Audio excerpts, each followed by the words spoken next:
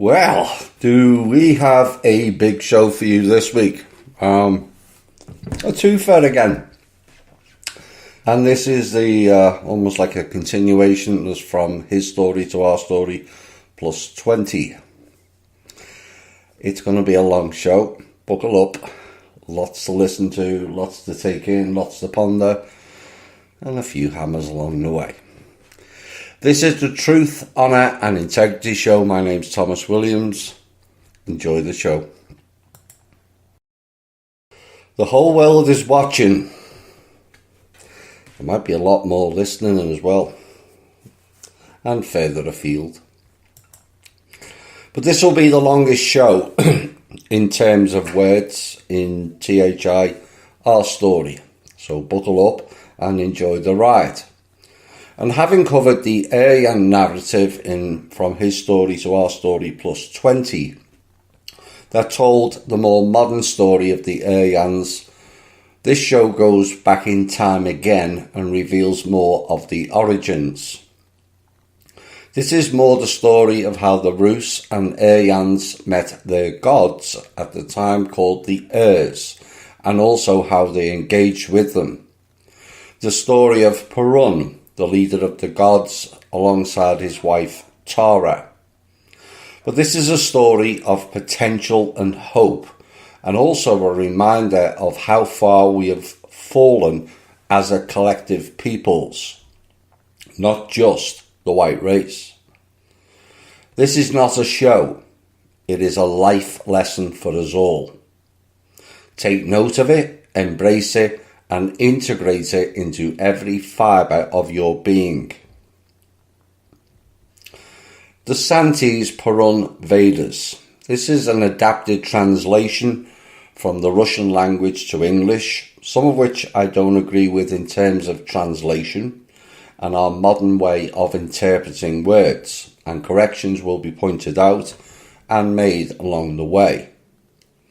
It has been pointed out by a few members of how close this narrative is to things spoken to and about in various THI shows, and this despite me having never read the full Santis. Only a small portion of them that was covered in From His Story to Our Story, parts 1 and 2. And the objective of this translation is to spread the vital information about the Aryan culture throughout the whole planet. And God Perun in Santi 9 Shlok 143 said, "Only by uniting all kings by ancient faith will you defend your beautiful Midgard." Now the Santi Perun Vedas, the Book of Wisdom of Perun, is one of the most ancient Slavic Aryan sacred legends saved by sages keepers of the ancient Russian Yinglistical Church known as the ARYC. And Santis in the original could be called a book only figuratively, because Santis are plates made of noble non-rusting metal on which are inscribed ancient H-Aryan runes. That's Aryan with a H in front of it. So that will be different to many people. All of which sounds like the CDT plates we covered in the Cosmic Genetics series. Now, ancient runes are not letters or hieroglyphs in our modern understanding. Runes are secret images storing huge amounts of information, which sounds like a crystal form of storage to me, and also like a modern day USB stick. Now this ancient runic form of writing hasn't disappeared like many other ancient alphabets, and continues to remain the main form of writing of sage keepers of the ARYC. Now in ancient times, H-Aryan runes were used as a basis in creation of different simplified forms of writing. Ancient Sanskrit, Devanagari, Anglo-Saxon and Germanic Scandinavian runes and various other runic inscriptions. But in order to save the Hegerian runic form of writing for our descendants, it is taught in theological seminaries of the ARYC in order that ancient wisdom would not disappear in hard times and we would be passed on from generation to generation. Now, to imagine what Santis look like, you should remember that every Santi consists of 4 plates. Each plate has 4 shlocks, 2 on each side, and every shlock has 9 lines. 9 will come up quite a lot. And every line has a single upper celestial line, under which are written 16 runes. 9 Santis on 36 plates makes up 1 circle, and these plates containing 144 shlocks are fastened together with 3 rings. 3 rings resembles the atom shape, and it is also a soul development upgrade symbol. 9 circles of Santis containing 1,296 shlocks, or 11,664 lines, or 186,624 mutually controlled Hegerian runes. And they make up image-bearing collections, which is called, since the most ancient times, Veda. Now, the Norse word Ada probably originates from the word Veda, but that was never confirmed. And it should be noted that all those figures I've just mentioned all equal 9 or are derivatives of it. Now, the word Hegerian, Aryan with a H in front of it and apostrophe, is new to me, and H is often left silent in modern languages. Could this be the reason? Now, my pondering led me to the H being from the Hebrew white race. Now, content of the Book of Wisdom of Perun has a form of a dialogue and was written nearly 40,000 years ago. And this was at the time they were bringing in the colour races to mix in and bring down the white race. And this is not the trigger for colour races to react or feel shame or guilt either.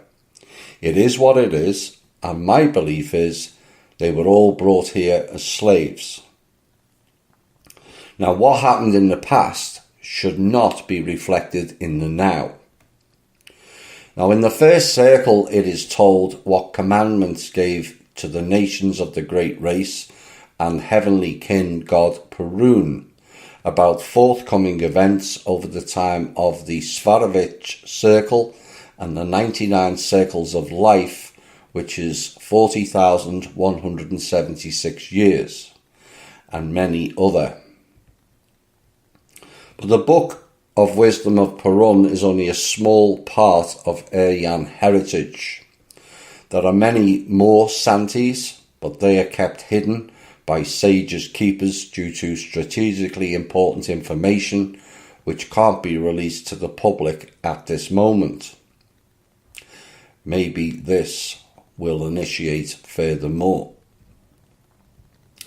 Now, first translation to modern Russian language from Hegerian Karuna, the ancient Hegerian language since the foundation of the Iryan Asgard in the summer of 106,772 BC. Oops.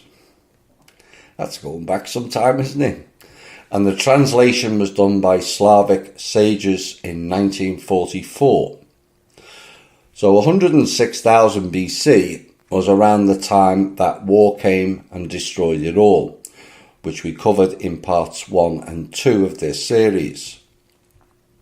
Now the Asgard Irian, I-R-I-A-N, known as the City of the Gods on the river Iri, I-R-Y, as God living on earth, was a garden city that was built in the summer of 5028 from the Great Migration from the Arya in 104,778 BC. Was that the real Garden of Eden? Now, in its place is now the modern city of Omsk, also located at the confluence of the Om and Irtysh rivers. And Asgard Irian was destroyed by the Dzungars in the summer of 7038 from the creation of the world 1530 AD. The Asgard of Irian had successfully resisted all invaders for over 100,000 years. And 130 years later, the Russian cartographic historian Semyon Remezov, making maps of Siberia, having visited the site of the destroyed Asgard, he wrote to the Tsar Alexei Mikhailovich Romanov that at the merger of Omi and Irtysh, it is necessary to restore the destroyed city. Now the Dzungars are from Dzung Arya, the northern part of Xinjiang, China, close to the border with Mongolia, which is the clue. That was the Genghis Khan descendants, the Mongols, who went all the way to Turkey. Now, remember from an earlier episode of them killing a world record number of Iranians in one day. 1.75 million slaughtered by these alien offspring. Now in 1598, part of the clans moved from the various skeets and scuffs to the new town of Tara, where they united into a single clan community.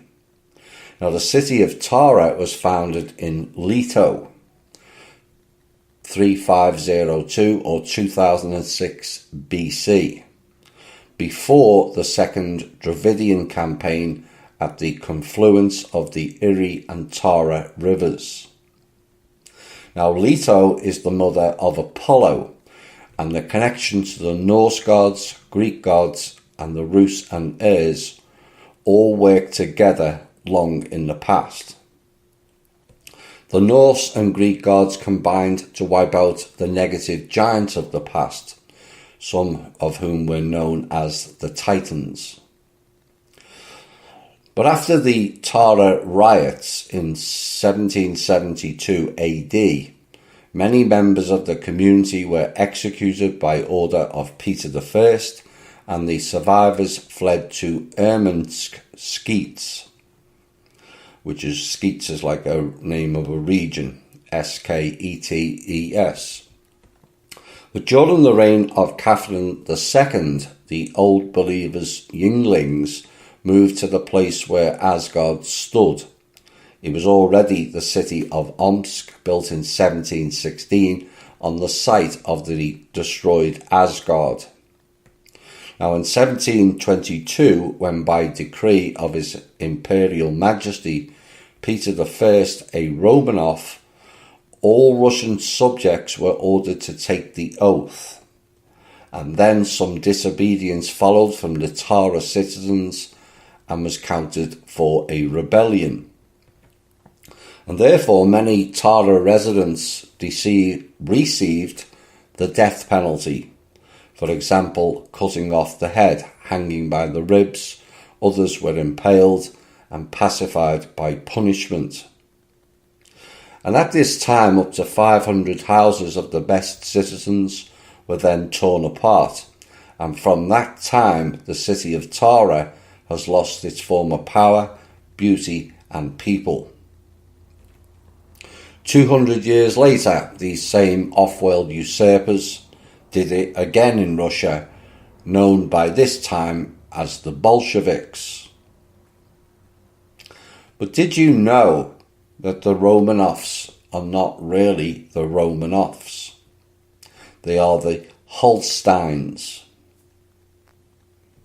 Because in 1741 Elizabeth became the Empress of Russia, and she was the daughter of Peter I and therefore a Romanov. But she never married and had no children. And still an heir had to be selected, so Elizabeth chose her nephew, the son of her sister Anne, Peter Holstein. Now Peter's full name was Charles Peter Ulrich of Schleswig-Holstein-Gottorp, and Peter hailed from the Duchy of Holstein, the northernmost region of Germany, which for some reason was fertile ground for Russian nobility. But after Elizabeth's death, he became Peter III, before he was usurped by his wife Sophie of Anhalt-Zerbst, also originally from Germany, and she changed her name to Catherine. And she was then succeeded by her son Paul, who was succeeded by his son Alexander, and so on to Nicholas II, and end of the Romanovs, where it really was the end of the Holsteins. This is in World War I. I wonder, does the trustee know that? Now the same thing he marked on the 21st page of his drawing book of Siberia, which was published already under Peter I in the summer of 1696 AD, and 20 years after the publication of Semyon Razumov's drawing book of Siberia in 1716 AD, by decree of Emperor Peter I, the Omsk fortress was built at the merger of Omai and Irtysh rivers, which later became the city of Omsk. Now about the Asgard of Irian is said in the world-famous and universally recognised source, the Saga of the Yinglings. The country in Asia to the east of Tanakh-Vizl is called the land of the Asers, or the dwelling of the Asers, A-S-E-S, and the capital of the country was called Asgard. The king was called Odin, and there was a big cave there. Why? Because caves are to and from gateways for dreamtime travelling or by location. Now the 5 Asgardian heritage of the ancestors mentions 5 Asgardians. 1. The Asgard, the heavenly ancestral home of the white humanity. 2. Asgard of Arya, located in Arya on the northern continent on top of Mount Mira, known to other peoples as Mount Meru. Now that mainland was divided by rivers into 4 provinces: Swaga, Hara, Ray and Thule. I think the Americans call it Thule. While according to legends, the rivers did not flow out, but flowed in, as if rising to the top. And there was an inland sea or lake in the centre of which was the Mountain of Peace, and on its top, Asgard. That was the Arya. The Asgard of Iria was founded in the summer of 5028 from the Great Migration from the Arya in the month of Telet on the 9th day, on the Feast of the 3 Moons at the confluence of the holy rivers Iri and Om. And this city became the capital of Belodvodya, the legendary country of freedom in Russian folk legends.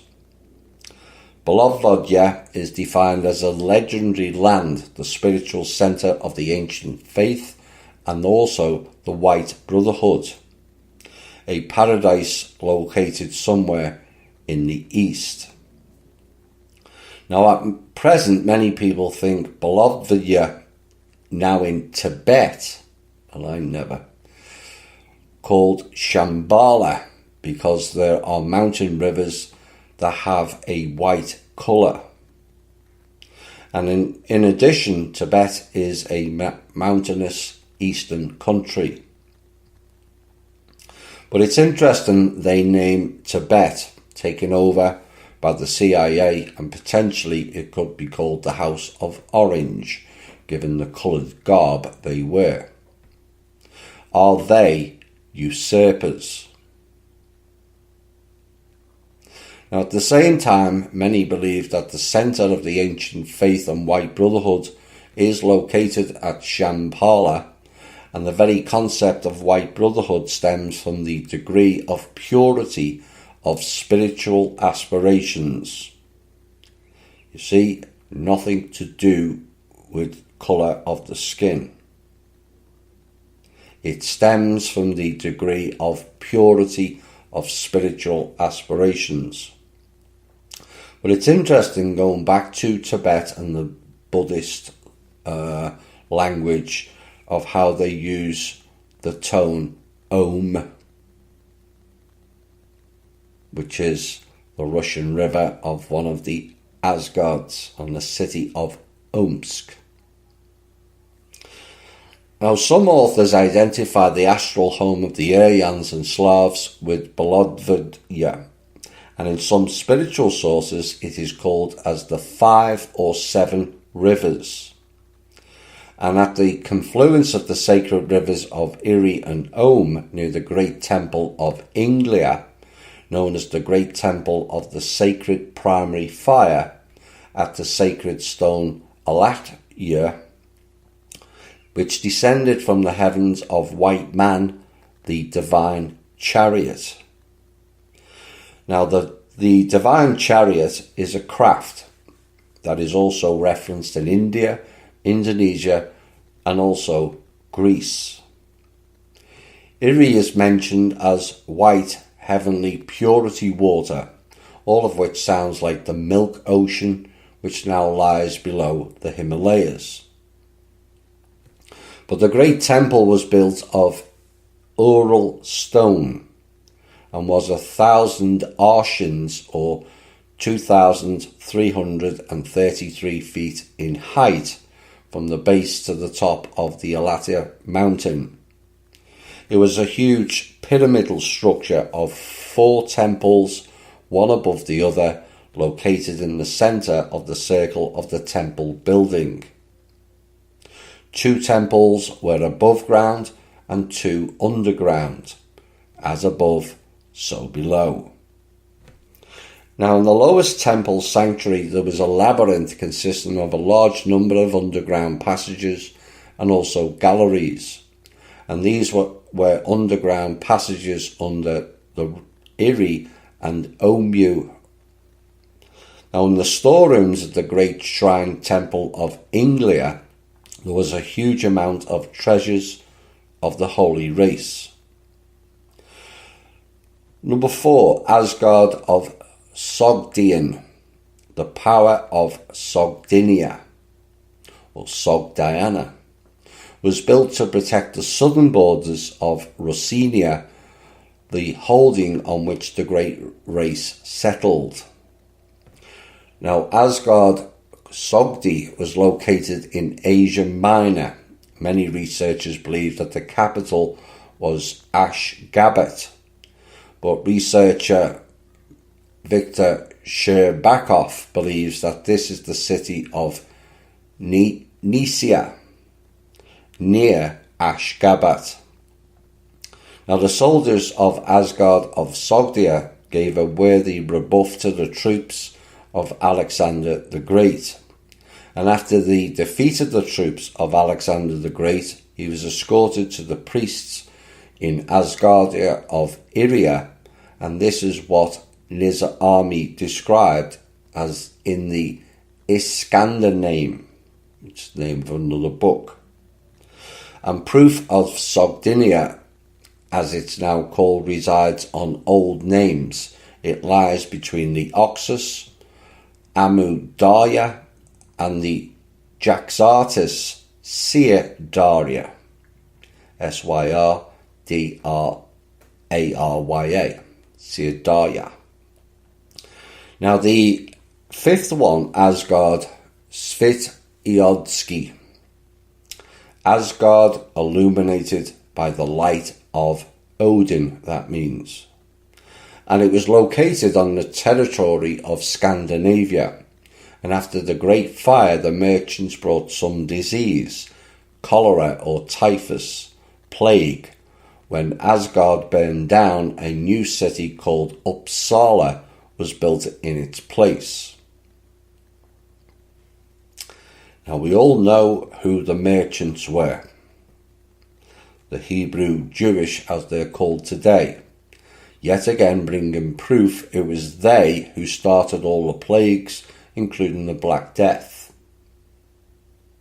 Now since then it has been republished several times, but in very limited number of printed copies, which were available only to communities of ARYC. And the last publication came out in summer of 1999. But only in the 2000s the book got spread via the internet, where it gained high popularity and approval among Russian-speaking truth seekers. Now the author of the book, who translated it, did a frequently asked questions and other important information. And it said, why should I read this book? Now the reply was by the author, if you are a white man, that is your duty to know your roots, your true gods, and the way of Aryan living. White people will never win this war without the true knowledge given to us by Aryan gods, our creators. 2. What is ancient Russian Yinglistical Church? Well, the ARYC is a union of people who follow one of the branches of the old faith called Yinglism. And the people who follow it are called Yinglings, and the mention of Yinglings can be found in the Heimskringla or the Yingla saga. Now, according to the ARYC, the word Yinglism comes from the word Yingliva, the approximate translation of primary divine fire. 3. What is old faith? It is faith of our white ancestors, which was dominant until the period of Christianization. It's also known as Norse religion, although it is not a religion, but rather a code of knowledge, which shatters the piece we did on the Rus Chronicles, trying to tie in Christendom and Orthodoxy into the Rus knowledge. 4. I know about the Hindu Vedas, but what are these Vedas? Why do they have the same name? In the old times, when the white people lived as one race and spoke one language, all culture was spread throughout the whole planet, and it left its mark on many nations, including Hindu. Even now, when all languages are confused, we can see the obvious similarities, like with the word Veda. In both Hindu and Russian, it means knowledge. 5. How can you prove the genuineness of these Vedas?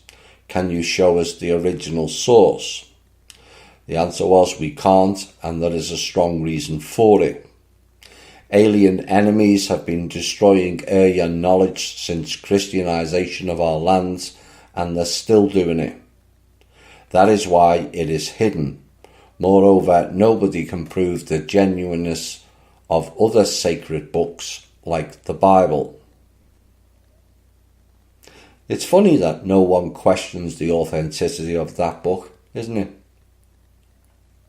Every other book gets questioned or banned. 5. Who are the Aryans? Mainly humans with white skin. There are many other genetical factors, but the white colour of the skin is the main one. The Iranians are not white-skinned, yet they are Aryans. Iran means the land of the Aryans. And now you know why the Israel puppet countries, America and Israel, wishes to attack Iran so much. 6. Why do you use swastikas? Are you Nazis or fascists? Swastika is the most ancient symbol on the earth and our most sacred symbol, and inherently it has nothing to do with Nazis. However, Aryan faith does share many aspects of the Nazi ideology, especially concerning the purity of race. Not because of politics, but because of common sense, and also because our gods told us so. 7. What does swastika actually mean? Where did it come from?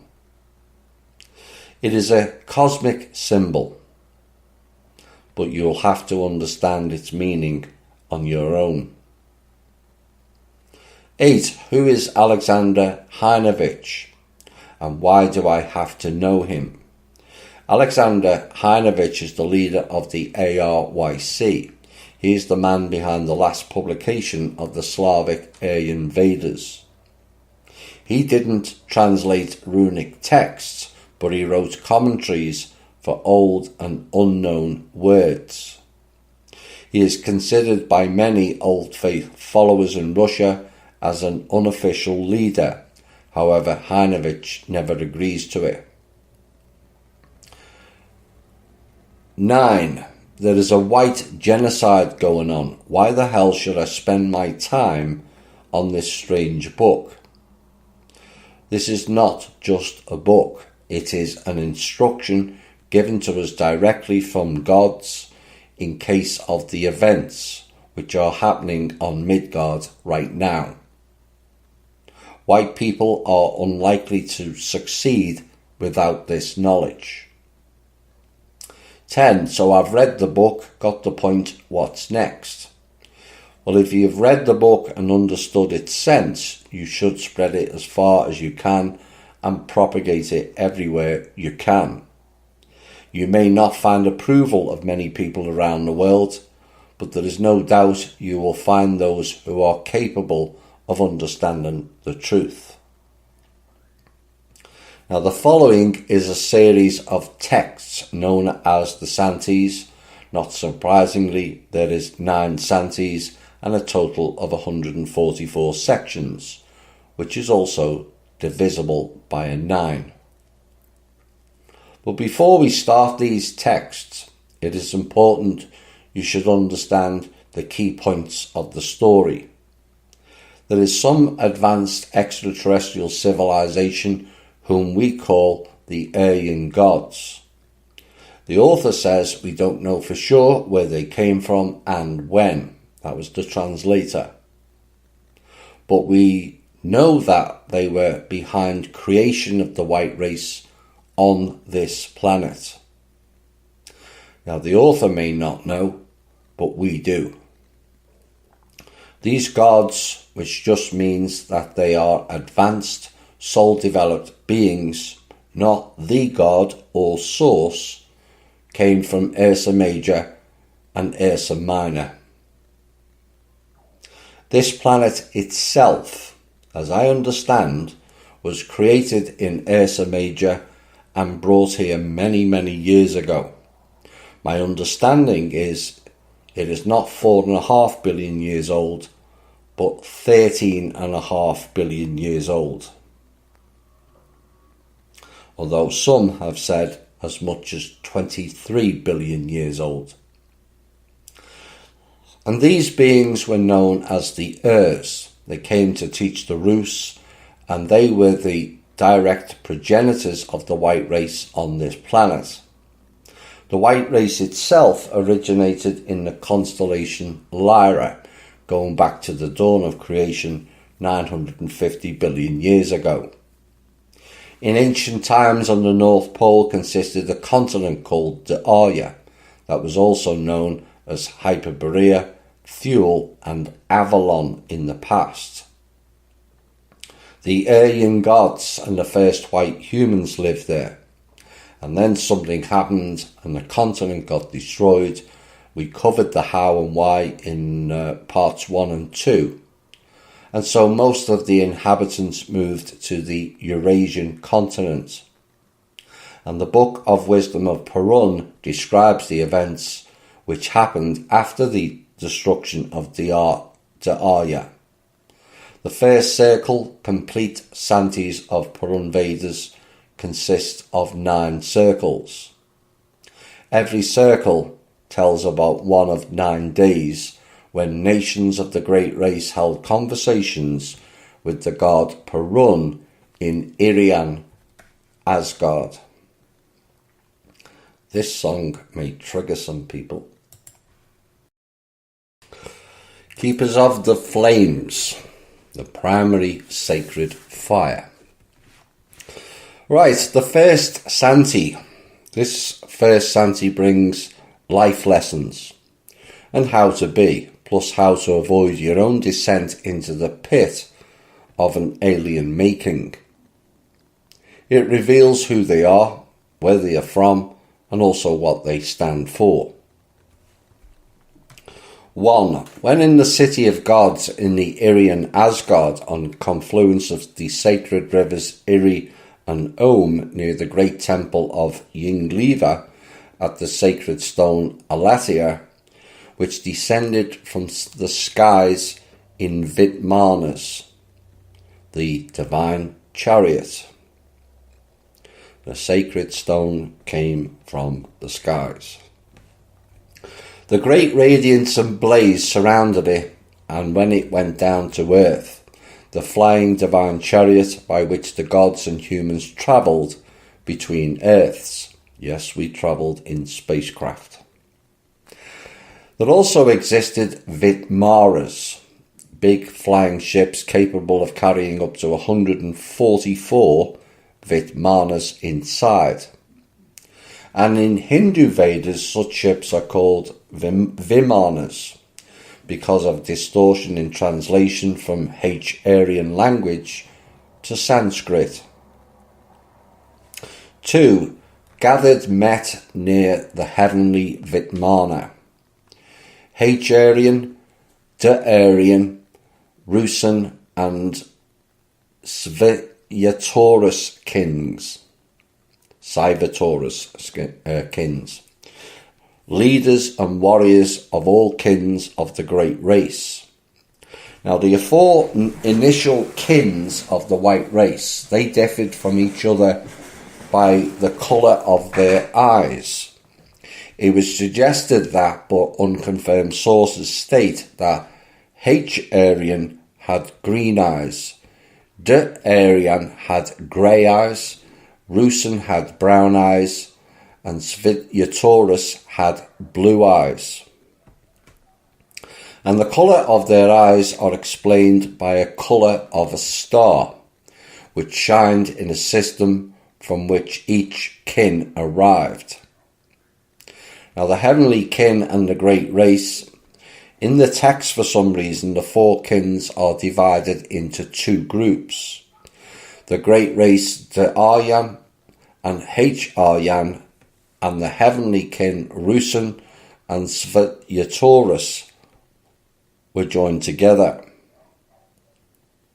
But even though such classification exists in many parts of the text, these 2 terms are used as interchangeable synonyms. Also, the word Aryan is still a general name for all people of the white race, although used in the names of only 2 of the initial kins. Also, there are called witches, although I suspect wizards. The silver-haired gathered, and the sages most wise, the wise keepers of Aryan knowledge, and the priests of the united God. Now, the united God is the eternal and universal God, the united Creator, whose name is Rama, Ramha. And it is an incognizable essence, radiating life-giving light, and the primary fire of the universe, known as Yingliva, from which appeared all existing worlds. 3 gathered, met, took seats in rows around the Vitmana, and hailed the gods for many days. The Vitmana opened, and they got out of it in the flesh, the light heavenly God. 4 uttered the God ever charming, which is Perun. I came from Ure, earth. You are AY. And the planet Ure is in the system of the eagle of the Svarovich circle. Now, the eagle constellation is Aquila, and the circle is the celestial equator. From the heavenly Svarga, where the bright Iriri flows in the gardens of Viriri near the heavenly Asgard. Now, heavenly Svarga is the whole of the Milky Way galaxy, where the bright Iri flows, is describing the spiral arms of the Milky Way. And out stepped Perun, Thunderer, Svarog's son. Perun Thunderer, one of the main Aryan gods, who is the son of Svarog, the grandson of Vishen, the father of Bog, and Bog means God. And it should be noted that their relationship is not based on bloodline. They are holding special positions, and family addresses like son, father, grandfather are representation of hierarchical structure of the Aryan civilization. Even their names are most probably just titles of their positions. So one day the most worthy of us will succeed them. And Perun said, listen, people and warriors of the human kins, to my words, to exhortation of my words, listen. Ratibor, the warrior of the Sivyataurus kin, spoke to Perun and said, tell us, bright leader, is there any death for warriors of our kings? 5. Perun answered to the warrior, there is no death for warriors of the heavenly kin, any evident or covert doubt of heart. God Vishen, keeper of worlds, and Vishen was the local top god at the time, the father of Svarog, and my grandfather, best of all the wise, will settle. I know the wisdom of gods is eternal. That who becomes teacher, even if they have acknowledged the great secret, is not blamable by gods, for there is no death for them. And then people asked Thunderer most wise, tell us, Svarovich, why priests of the united God and pilgrims of gods, by acknowledging Vedas, want to achieve immortality. Tell us, is there any death in the world of Yav, or everything is immortal? Which is truth out of these two? Now, Svarozhich in ancient times was everyone who came from space. Like comets and meteorites were also called Svaroviches. Now, the world of Yav, Nav and Prav needs to be defined. Yav is the world of humans. Prav is the world of gods, and Nav is the world of darkness and evil gods. Now, the word world here means not some separate and unachievable world or place, but rather a set of interrelated things. 7 answered Svarovich to them, both are true, but only in delusion singers teach about death. I do call death deceit, but not immortality I call deception. In self-delusion legs perished, not by deception immortality is achieved in Prav.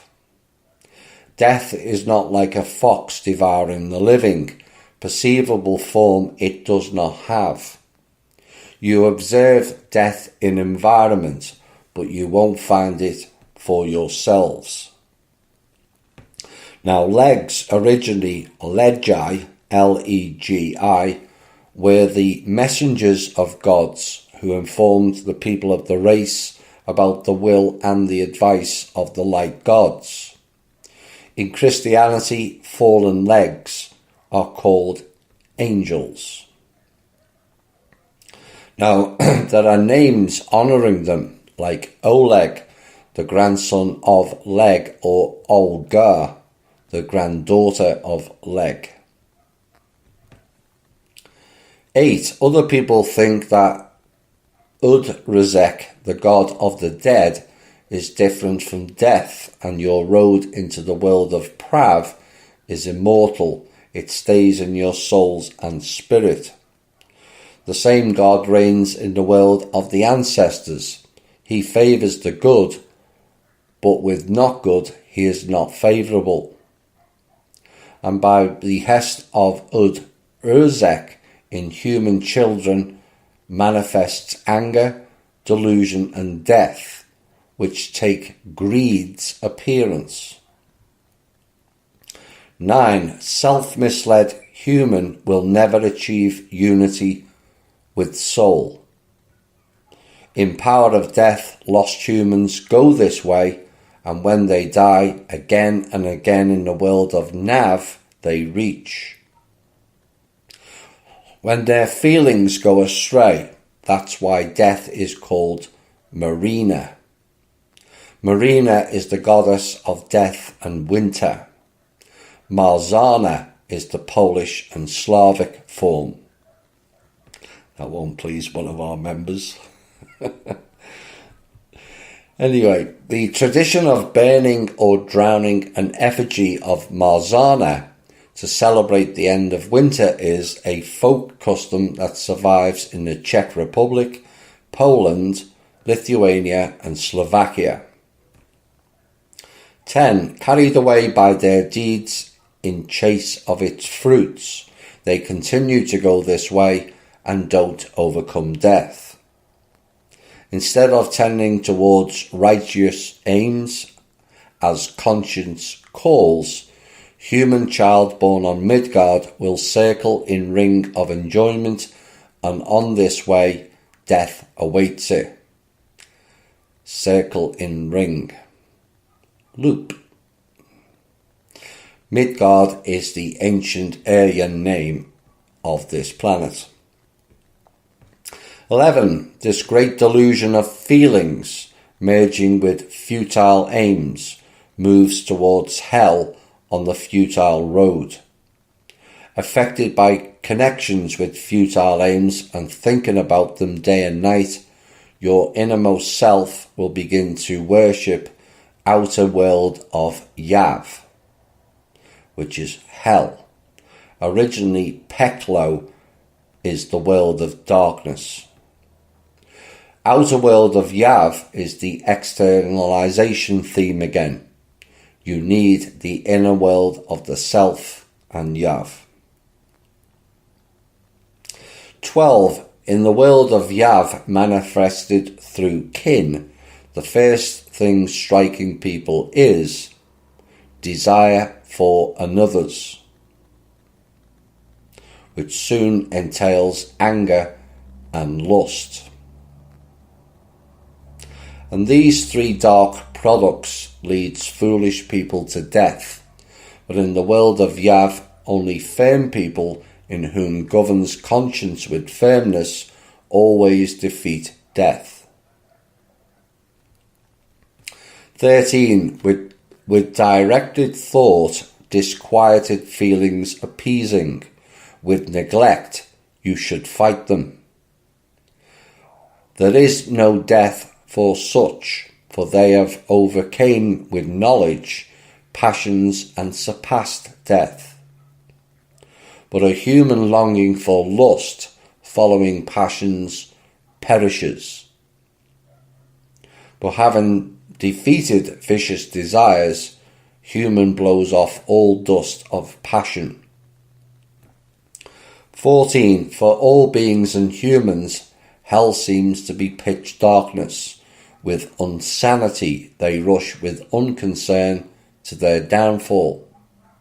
But to a human who has renounced madness, what can death do?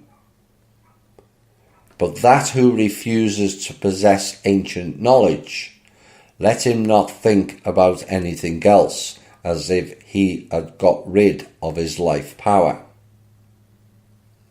Knowledge enables to do and be more than you all thought. A lack of it enables you to be harvested and become a slave. 15. Anger, greed and delusion of innermost self are death, and they are in this terrestrial body.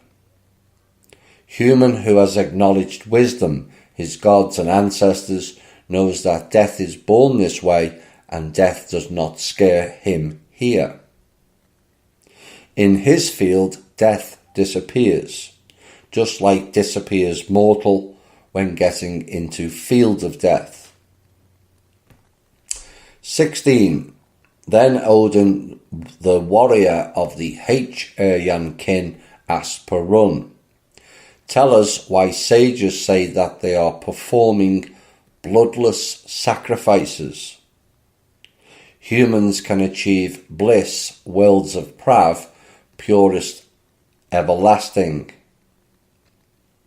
Now the Vedas call them the highest purpose. Who knows this? How should he deal with it? Bloodless sacrifices is all about being service to others. Santi 2. This Santi is all about striving to and accepting the wisdom only achieved by purity, internalizing and spiritually developing oneself. 17. Answered to Odin, Perun, ever the charming, said, only those who have not acknowledged great ancient wisdom aspire there, and it imports to them what is told in the concealed Vedas.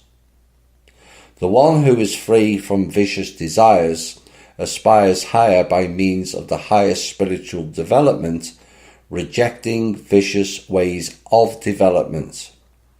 No shortcuts.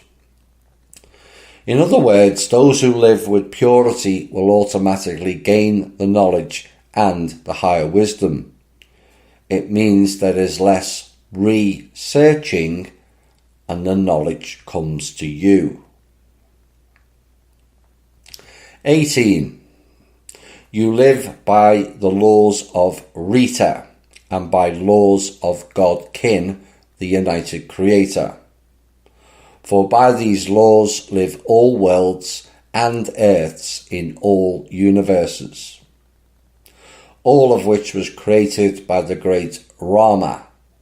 They don't know death, because death and darkness have left those worlds, and light and immortality have filled with beauty their lives. Now I think the word immortality meant something more different than today. The immortality of the past is the eternal nature of the soul, but technology and the dark forces took over the word and changed it to living permanently, hence no life, death and rebirth cycle. And all that was done via illusionary technology. Those pursuing power and greed opt for the modern immortality program via the Metatronic coding. Rita is the heavenly laws of purity of race and blood given to humans in ancient times. Observance of laws of Rita saves the race from degradation, degeneration and extinction. Godkin means the personification of all light gods and ancestors, and worlds and earths are galaxies, star systems and their planets. Earth just means an inhabited planet. It is not the name of the planet itself. 19. And said Hari, sage most wise, our light protector, give us your wise commandments to human kins, descendants of the heavenly kin and the great race, so that truth triumphs on Midgard earth, so that falsehood vanishes forever from our world and no memory is left of it whatsoever. Now truth is the true laws and orders of the world of Prav. Falsehood, deceitful laws and orders introduced from the world of darkness, leading lost humans away to hell. And these laws and orders are complete opposition to truth. Now this is where the self-mastery kicks in, as you have to be truthful to the self and all others. And surprisingly to most, once you self-mastery is attained, it makes life a whole heap easier. 20. Answered Perun Thunderer to Sage Most Wise and to all who gathered to listen to him. Cognize my commandments, people. Hear exhortation of my words. Honour your parents and support them in old age, for as you will support them, so will your children support you. Good luck at that where I'm concerned. Anyway, I digress. 21. Save memory about all ancestors of your kins, and your descendants will remember you. Protect the old and the young, fathers and mothers, sons and daughters, for they are your kinsfolk, wisdom and colour of your nations. Foster in your children love to the sacred land of race, so that they would not be tempted by foreign wonders, but could create wonders themselves, more wonderful and beautiful for the glory of your sacred land.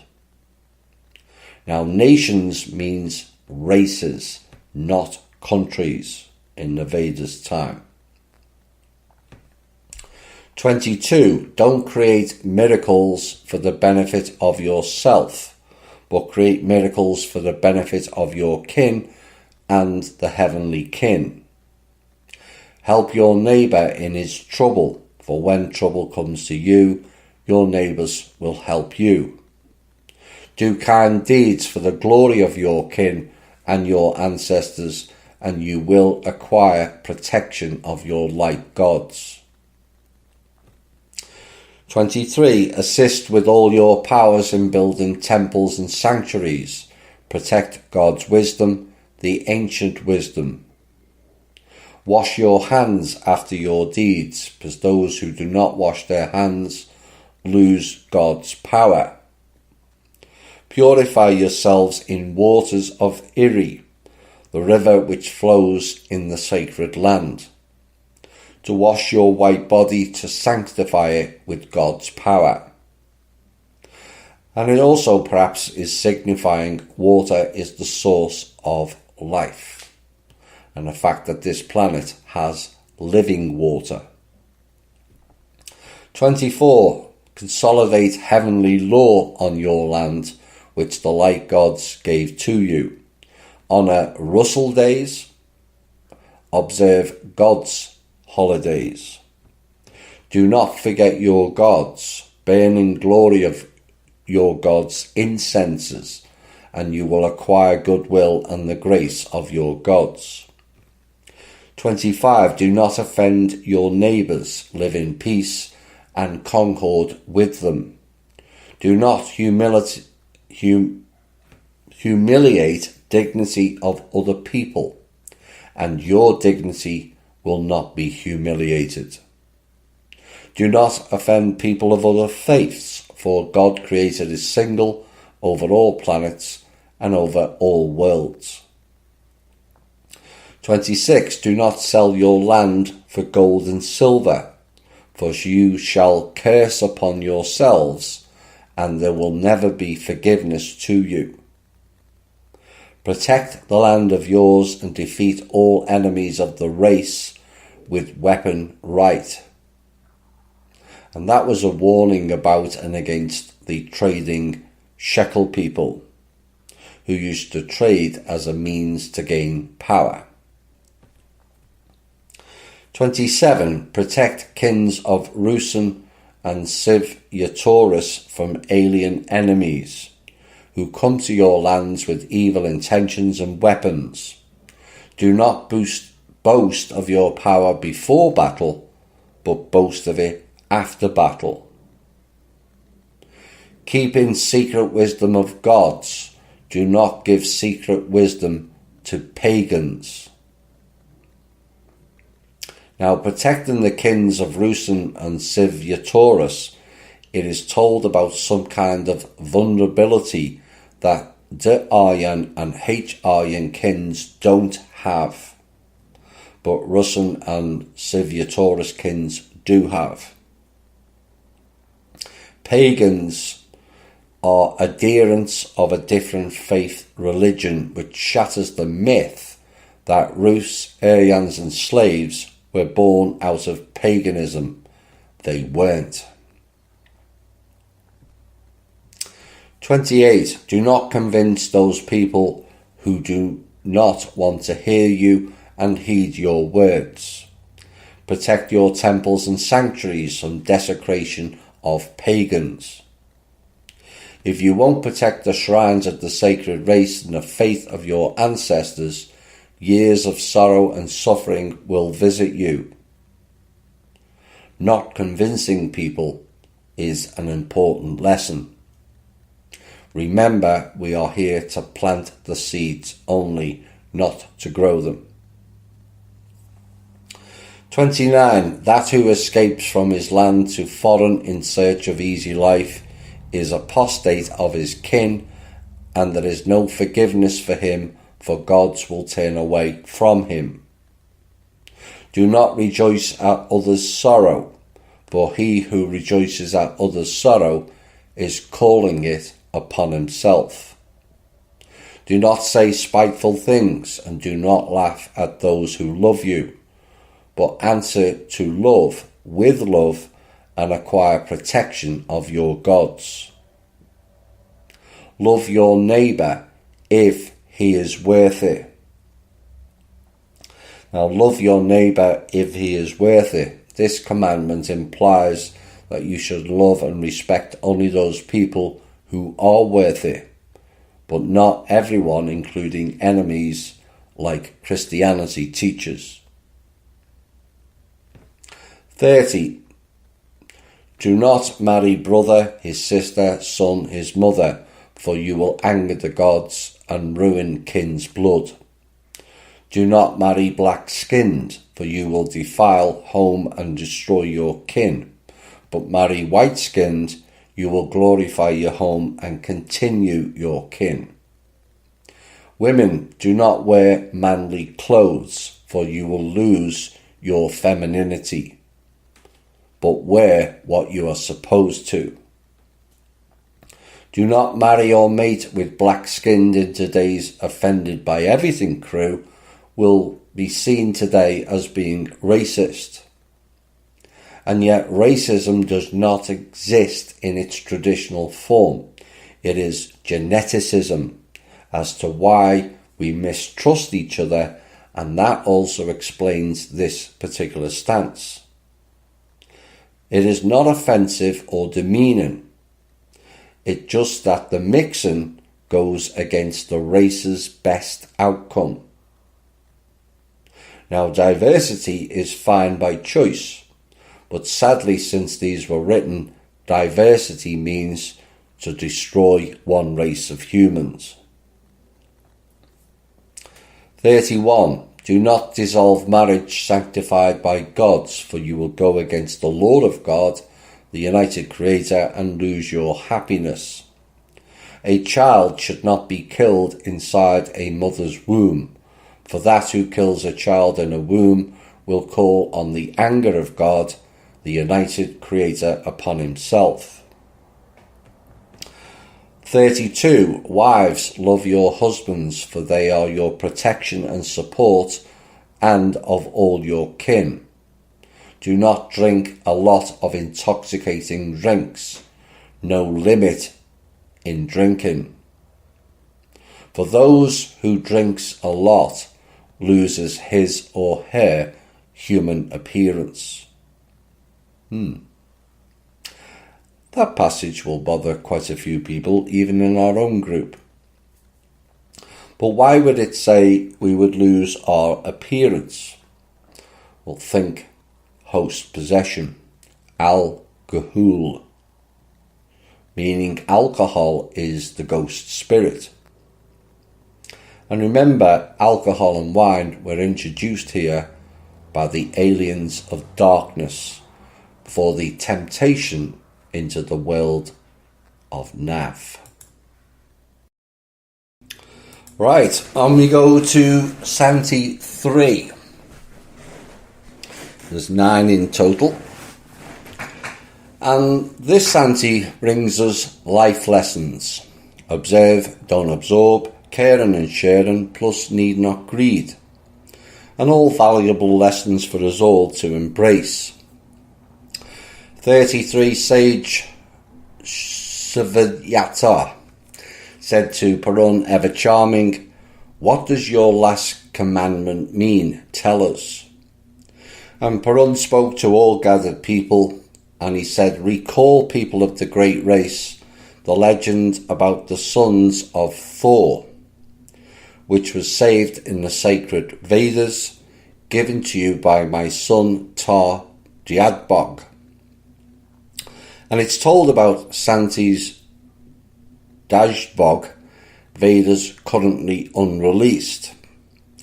34. When Thor most wise became old, he called his sons Star, Wing and Odin, and told them this: my dear sons, 3 circles of life years have gone, old age and infirmity have filled my body. My powers are leaving me. I know that somewhere far in the south at the foot of the Himavat mountains stands Scuff of heavenly legs. Now, Star, Wing and Odin, in the Scandinavian legends, it is told about 2 of Odin's brothers, but different sources give different names. The circle of life years, meaning 1 circle of life consists of 144 years, and so Thor was 432 years of age at this time, which is a 9 again. Himavat Mountains means the Himalayas. Now, a Scuff, S-K-U-F, is a small Aryan settlement, as a rule without a temple, as opposed as a skit being an Aryan settlement with a temple or sanctuary. The word skit became derogatory later on. Funny that, isn't it? 35. In that foothill Scuff, wise legs make a potion to all heavenly gods, a shining divine drink which grants many vital powers and eternal youth. And if human drinks potion of legs, he gains life powers again. Health returns into the body, and eternal youth shines in him. Now the potion was the drink of the gods, made of special ingredients. But this is the milk ocean potion many of the fake gods came here for, and they also fought over it, which is atypical for them. 36. Star said to his father Thor, I will fetch you the potion of gods. And Star went to the south to the Himavat mountains.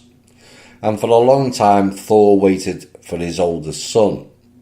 And so he sent his middle son to search for Star, saying to him, it looks like your older brother is in trouble. Go, Wing, and help your brother. And so Wing went to search for his brother Star. 37. Much water has flowed since that time in the sacred Iri. The small moon 9 times made its path around the earth, and the big moon 4 times. And Odin said to Thor most wise, Dear father, let me go to the Himavat mountains to search for my brothers, to search for the foothills scuff of the heavenly legs and divine potion.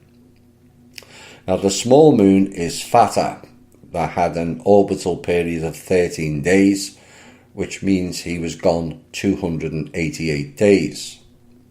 And it was destroyed around 13,000 years ago due to unskilled usage of elemental forces of Midgard Earth. Now the big moon Messiat orbital period 29.5 days, which is curiously a period of 118 days, unless they were talking about the times of each brother leaving. Now, in this shlok are described times when Midgard had 2 moons, the small one Fata and the big one Messiat. And there are also parts in Santis which describe times when Midgard had 3 moons, and the 3rd moon was called Lelia. 38. Thor most wise blessed his dear son, and Odin set off to the south to the Himavat mountains, Himalayas, to search for his brothers and the scuff of heavenly legs. And as he arrived at the Himavat mountains, he saw the scuff of heavenly legs, and in the middle of the foothill scuff, Leg Silverhaired was making the shining potion in a golden pot for the light gods. 39. Odin spoke these words, Hello, Leg Mother, let there not be any black cloud above your scuff, and let all of your deeds be for the glory of the light gods. Answered to Odin, Leg Silverhaired said, Hello, fine young man, tell us what brought you here to our foothill scuff, to the Himavat mountains. 40. Anguish for my father, he said, brought me here. 3 circles of life years had already gone for him. Old age and infirmity have seized his body. Only your life-giving potion will oust old age, infirmity, and torment with suffering, and will sanctify father's body with God's power. 41. Odin spoke to the Leg Silverhaired. In the golden pot potion is being made. Take and taste the potion, but remember.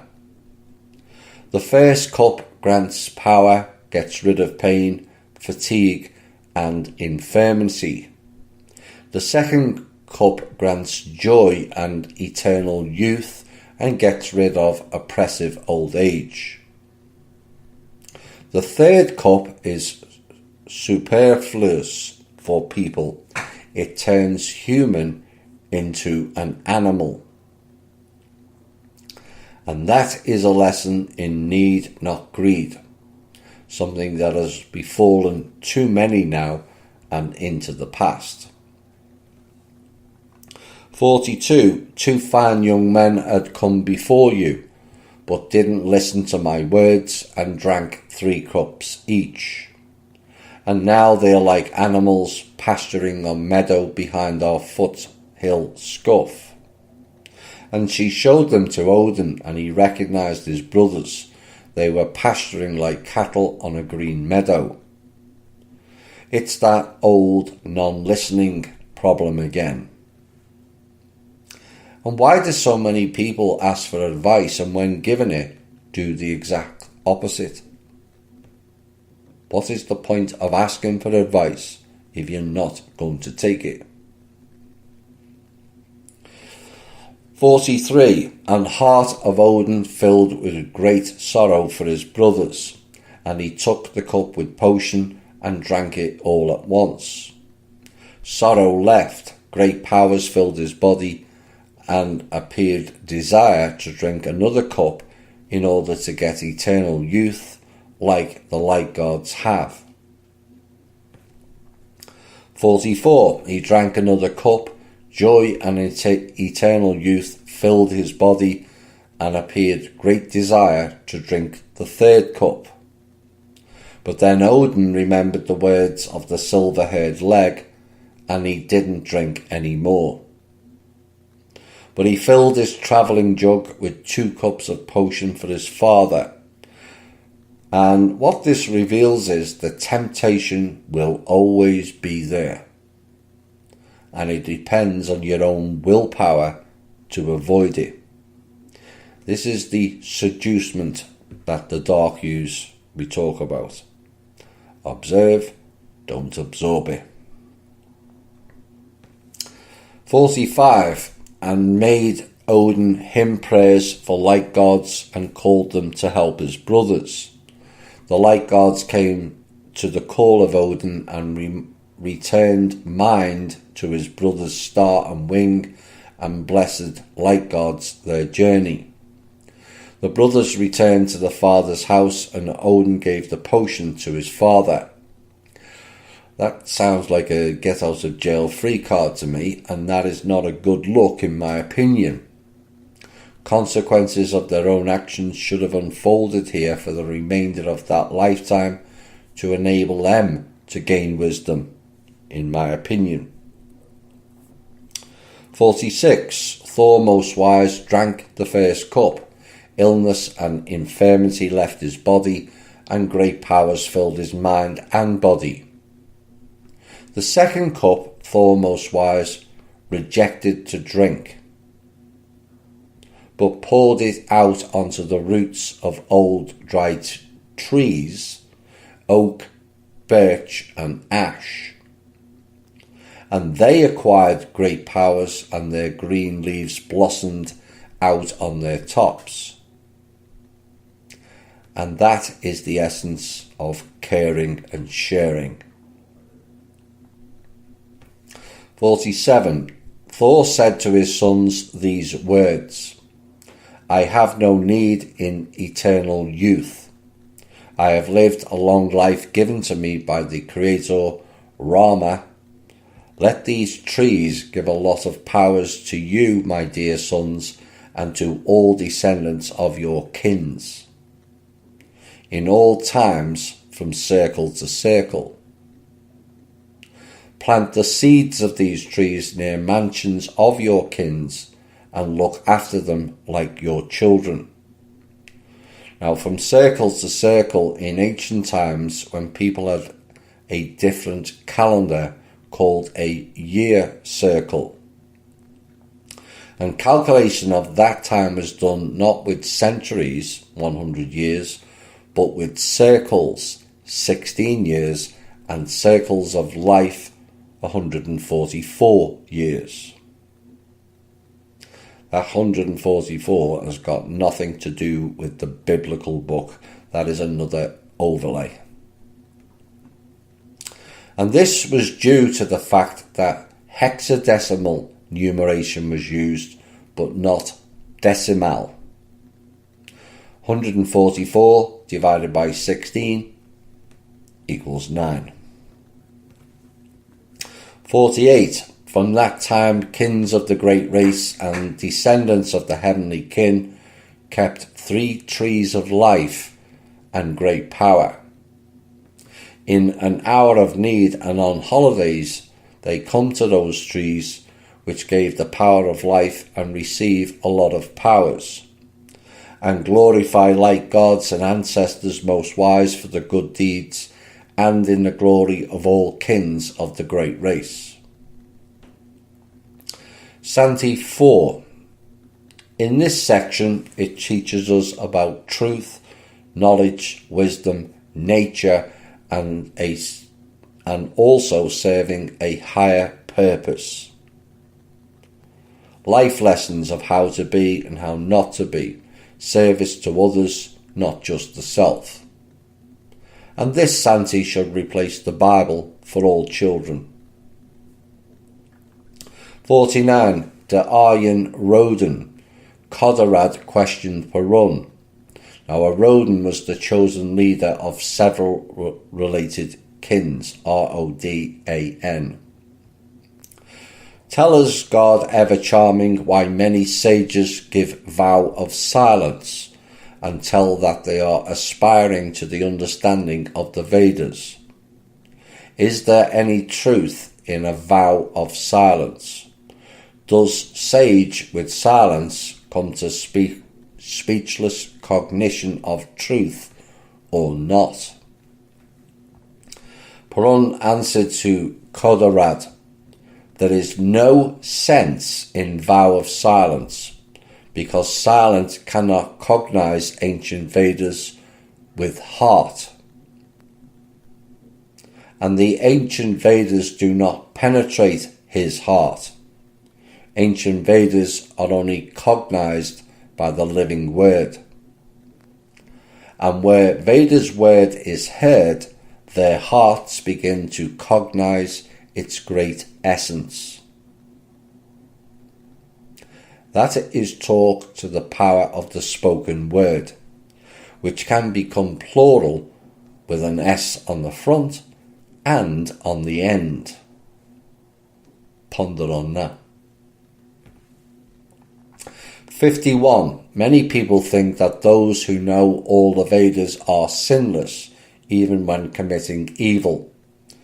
But neither hymns from the wisdom of cognition of worlds, nor aphorisms from the wisdom of world of radiances, nor spells from the wisdom of life will not save those who commit evil deeds, and everyone will be charged with his lawlessness. That is Rita law, everyone equal. Now the wisdom of cognition of worlds, wisdom of world of radiances, wisdom of life are the 3 collections of Santis that were given by the light gods. 52. Sacred hymns and songs will not save you from falsehood. Those who easily yield to deception, who stay in a world of charms and self-illusions. Like birds leave the nest when their wings grow, so sacred songs leave human when the time comes. The sacred songs are the music of the spheres that embraces love, the frequency, not the illusionary love for those that operate solely in fear. The absence of love perpetuates the fear programs. And love is something that is badly eschewed on this overly programmed materialistic world. Illusion, like the astral world, reigns. 53. The Vedas will not save those who do not fill their duty of life. They are indicated 2 ways: selfless devotion and bloodless sacrifices. And through them 2 traits, a knowledgeable person achieves purity, and with this purity he keeps off sin, self-illuminated with knowledge of the Vedas. And this shlok means that apart from spiritual development, a human has to do his life duty. Life duty involves such things as extension of kin, creation for the good of kin, protection of kin, and many other things. 54. By knowing the ancient Vedas, a soul of a knowledgeable approaches the world of prav. But if he desires usual fruits of the world of yav, he takes with him everything he has done here, and in the world of nav, having enjoyed all fruits of his deeds. He bears responsibility for his every deed, and again follows the path predestined by the great Rama. Now the former is the path of the gods, the latter is like a recycle in essence, because you didn't develop enough to alter that loop. 55. By human children, selfless devotions are being performed in the world of Yav, and fruits of all deeds are eaten in the world of Nav. For sages and Kappan priests, who dedicate themselves to selfless devotions, whose great worlds are oriented. Sinless, selfless devotion is considered a renunciation of evil. Such self-sacrificial devotion can be successful and unsuccessful. But through devotion, experts of ancient Vedas have subsequently achieved immortality. Now, a Kappan priest is a priest of Kapish, and Kapish means sacred temple. 56. But there is also a sinful devotion, those of humans who are obsessed with anger, unrighteous, and the other 16 vices, plus those who violate the commandments of God and the ancestors, especially blood rules. And those who are inhabited by 13 meannesses, they are sinful. But those who have a clean soul and light spirit and live according to the covenants of their forefathers are sinless.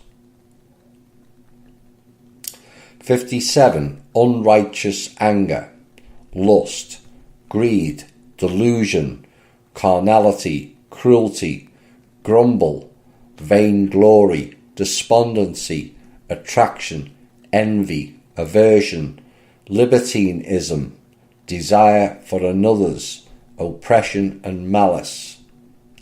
These are the vices of human children, and humans should avoid these 16. 58. Every one of them waylays humans, wishing to seize their natures like a hunter waylays prey. For boastful, lustful, arrogant, rancorous, unsteady, refusing of giving protection, are appropriate those sins committed by unlawful people despite their great danger. 59. Chase for delight, hostility, boasting of generosity, stinginess, oppression of other people, lie, weak will, glorification of feelings, hate towards wife. These are the 9 worst enemies of human. 60. Observance of commandments, laws of the united God, laws of your kin. Truthfulness, restraint, selfless devotion, self-denial, modesty, patience, firmness, absence of envy, bloodless sacrifices, continuation of kin, mercy, and attentiveness. And the study of the sacred Rama Inta and ancient Vedas, these are the 16 vows of ministers of faith. 61. That who will strengthen these 16 vows will distinguish himself on the whole earth. That who observes 3, 2, or just one of them is considered self-affirmed. Of renunciation of vices of world of Yav, but not in delusion, consists immortality. Wise ministers of faith call them the gates of truth. 62. In self-development there are 18 qualities.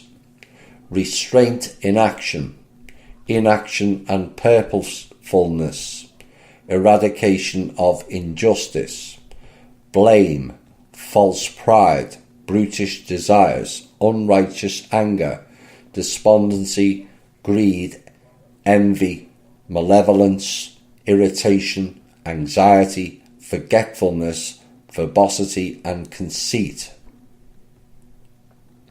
63. This way, human who has perceived self-development becomes sensible and gets 8 qualities. Righteousness, ability to think over, ability of self-enrichment, ability to investige, dispassionateness, honesty, chastity and composure. Now, chastity in their term is engaging in immoral sexual acts. 64. Be truthful with your soul and spirit. Worlds are held by truth. Their gates are truth. For it is said that on truth rests immortality. Having turned away from sins, it is necessary to execute vows and commandments, and such conduct created by the united God through truth leads to immortality. Humans keep the sacred writings unchanged, Rama Inter and the ancient Vedas. 75. This section was warning of the future consequences of life here after they had departed. A warning about an alien predator coming and the penalty of mixing and not adhering to the great teachings. 65. Perun Thunderer was asked by Ogneslav, sage of the great temple of Yingleva of the Svyatoris kin. Tell us, Perun Father, what awaits in the future for the descendants of all kins of the great race and the heavenly kin. Now, the heavenly kin is those from the stars. The great race are the ones on the planet. What destiny awaits them after our departure for heavenly prav to our sacred wise ancestors? Answered to Ogneslav, God most wise said, listen to me, great keeper of primary fire, and you, ministers of gods of the sacred race and the heavenly kin. Like a celestial Iri, which divides half of Svarga, great changes will bring stream of time river in its flow. Time river. I suspect that is describing the flood, but it appears not, although it is interesting it was called the Time River. The celestial Iri is some part of the Milky Way galaxy, and half of Svarga is half of the visible firmament. 67. Sacred land of great race will change its face. Great fall of temperature, the Aryan wind, will bring to this land, and Marina, for a third of the year, will be covering it with her white cloak. There will be no food for humans and animals in this time. It will begin great migration of descendants of the heavenly kin to the Riparian mountains, which protects western frontiers of the sacred Rusenia. Now, the Aryan is the north wind blowing from the side of the sacred Arya. Riparian Mountains is the Ural Mountains, Al Mountains, the Gods Mountains. Rusania, a land of the race, Russia, and this clearly describes an ice age. A third of the year is about the time of winter, and this is what we have now in general terms of the northern or southern climates. But that was a change from previous, which means it was more tropical back then. 68, and they will reach the great waters of the Western Ocean Sea. The heavenly force will carry them to the land of the beardless humans with skin of flame of sacred fire colour. A great leader will build in that land the temple of Trident of God of Seas. And Ni, N-I-Y, God of the Seas, will be sending them his innumerable gifts and will be protecting them from evil elements. Now, the Western Ocean Sea is the Atlantic Ocean. The heavenly force is the Vitmanas and Vitmaras, and the land of the beardless humans are the land where Aryan kin of ants, not the insects, settled. Antland. And subsequently this land was named Antland, land of ants, which is the name of a particular kin of the Aryan race. And later on, ancient Greeks called it Atlantis. And Ni, god of seas and oceans, was the protector of the kin of ants. 69. But great prosperity will cloud minds of leaders and sages. Great laziness and desire for another's will seize their mind. Now, desire for another's is people's wealth and people's wives and people's husbands and all that stuff. They will start lying to gods and humans and will start living by their own laws, violating covenants of the wise progenitors and the laws of the united God Creator. They will use false elements of Midgard Earth for achievement of their goals and will enrage by their deeds Ni, the great god of seas. And Ni and elements will destroy that land, and it will hide in depths of the great waters, just like in ancient times in the depths of northern waters hid the sacred Arya. Gods of race will save righteous people, and the heavenly force will carry them east to land of humans with skin of colour of darkness. Beardless humans with skin of flame of sacred fire colour will be carried by heavenly force to boundless lands lying at the setting of the Urilla sun. Now, the land of humans with skin of colour of darkness is modern North Africa, where what they describe as the Negroid nations live. Now, lands at setting of the Urilla sun is the Americas. Urilla, the Aryan name of our sun. Urilla, I am, the first letter of the alphabet. Ra has a whole new meaning to it. It was not the name of a person, and long before the snakehead arrived here, but was considered to be the divine white light that creates all that exists. La, warmth, energy of kindness and love.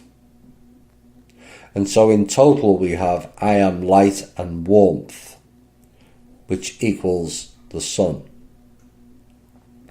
And so the red-skinned natives were moved from Atlantis to the Americas, until they were almost wiped out by the Indians or Kalimar peoples.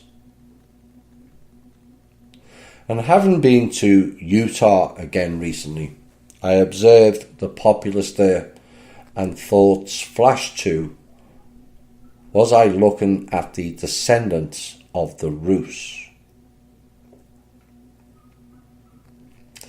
And it has led me to believe that the Mormons are all Rus descendants, given the high white population there. The fact there is a temple there, and his story is not too clear of how and when it was built, supposedly by less than 200 travellers from Missouri, Illinois, in under 20 years after their arrival, which makes no sense whatsoever. The logistics and craftsmanship and complete lack of manpower makes the Mormon temple story as likely as the Joseph Smith angel plates narrative. Complete fairy tales. I believe that temple was built by the Rus a long time in the past, and the followers of Mormonism are following the Egyptian Ra and his lizard brethren, and was a takeover from the Rus. And subsequently generations of Rus in Utah have been worshipping the very entities that brought about our demise. And as a possible supporting anecdote, there is several mentions of the word great, which is capitalized by the letter G. The great race, the great keeper, the great fire, the great temple. And remember, it is connected to the great god of the seas. But close to the great temple in Utah is the Great Salt Lake. A salty lake is an ocean, just like the great god of the seas. And there is a bay in the Salt Lake Basin called the Bear River Bay. The bear, of course, is linked to Ursa Major and also Ursa Minor. I bet that last piece rocked a few people in Utah. Just saying. It's what I do. We're halfway through, and so on we go. 71. Humans with skin of colour of darkness will be honouring descendants of the heavenly king as gods, and will be studying under them many sciences. People from the great race will build new cities and temples, and will teach humans with skin of colour of darkness to grow cereals and vegetables. 4 kings of the great race in turns will be teaching new sages ancient wisdom, and building trirand tombs in the form of tetrahedral artificial mountains. Pyramids. 72. While other kings of the great race will settle over the whole face of Midgard earth, and will cross the Himavat mountains to teach humans with the skin of the colour of darkness the wisdom of the world of radiances, in order that they would stop their terrible bloody sacrifices to their goddess, the Black Mother, and snake dragons from the world of Nav, and so that they would acquire the new divine wisdom and faith. Now, the Black Mother is the goddess Kali, the Kali Ma, the Black Mother, who is worshipped by the Negroid nations of Dravidia, now India. It's also known as the Black Madonna, and the snake dragons are the reptilian race known in India as Nagas. And so they went to teach and help and support. That's what 71 and 72, they were teaching them how to grow their own cereal and vegetables, and to stop sacrificing their own people. Not like the part 2, where it says the Aryans were invaders. No. 73. Many kins of the great race will spread over all parts of Midgard earth, beyond the Riparian Mountains, Ural, and will set up new cities and temples. They will save faith of progenitors and secret Vedas, given by Tyr Diazbog and the other like gods. Many kins of the great race and the heavenly kin will shepherd countless flocks of animals, moving from land to land, will become related with other kins of the heavenly kin. 74. But will come from the world of darkness alien enemies, and will start saying to human children words flattering, covered with lie. They will start seducing the old and the young, and taking human daughters to wives.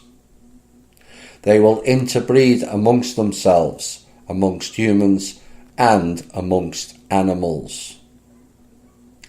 Hence the several references to bestiality in their Bible. They will start schooling it to all nations of Midgard earth. Those who will refuse to listen to their words and follow vile deeds of aliens, they will commit to torments and sufferings. 75. Some of them are trying to enter Midgard earth even right now in order to do their dark deed, to seduce out of the way the light forces, sons and daughters of the great race. Their objective is to spoil souls of human children in order that they would never reach the light world of Prav and the heavenly Asgard. Also celestial earths and settlements where your light-wise ancestors are resting. 76. By their grey skin you will recognize alien enemies. Their eyes are of the colour of darkness, and they are androgynous, can either be male or female. When you ponder on the program they've been running for the past 10-20 years of the transgender, now you know who started it. But every one of them can be either a father or a mother, and they paint their faces in order to resemble human children, and they never take off their clothes in order that their animal nudity would not be exposed. Oops. And this is the grey races, although some of them are reptilian in fact. Those known as the tall greys are actually reptilian. That's why it said their animal nudity. 77. With lie and unrighteous flattery they will conquer many lands of Midgard earth, like they had already done on other earths in many worlds in times of the last great Asa. But they will be defeated and sent to the land of the artificial mountains, where will live humans with skin of colour of darkness and descendants of the heavenly kin who came from the land of the god Ni. Human children would start teaching them how to work in order that they would be able to grow cereals and vegetables for their children themselves. Now the Great Asa means a space war between the light gods and the dark forces. The land of the artificial mountains is ancient Egypt, land of the pyramids. Which is interesting on another level, because it was understood that the sub-grey race known today as the Jews were the ones who were sent to Egypt. And what this is suggesting is the grey aliens were part of it as well. And it begs the question of were the sub-grey mixed used not just between the white and black races, but between the white and alien grey race, and also the black and the alien grey race as well. 78. But the absence of wishing to work will unite aliens. They will leave the land of the artificial mountains and will settle all over Midgard earth, out of Egypt, not Africa. They will create their own religion and will proclaim themselves sons of united God. They will start sacrificing blood of their own and of their children to their God, in order that blood union between them and their God would exist. Will create their own religion, they said 40,000 years ago. That is Christianity. Period. And that is why I've long held the belief, long before I became a radio show host, the Bible is their story, not ours. But it's interesting it mentions the sub-grey are not willing to work. And yet how many of the Jewish do you see in poorer paid jobs? The construction industry, general shops. Is that generational teaching of how they shouldn't work in anything but finance, governance and legalese professions, as Finkelstein stated. 79. The light gods will start sending them to wanderers most wise, for they do not have neither spirit or conscience. Aliens will be listening to their wise words, and having heard them out, will sacrifice lives of wanderers to their God.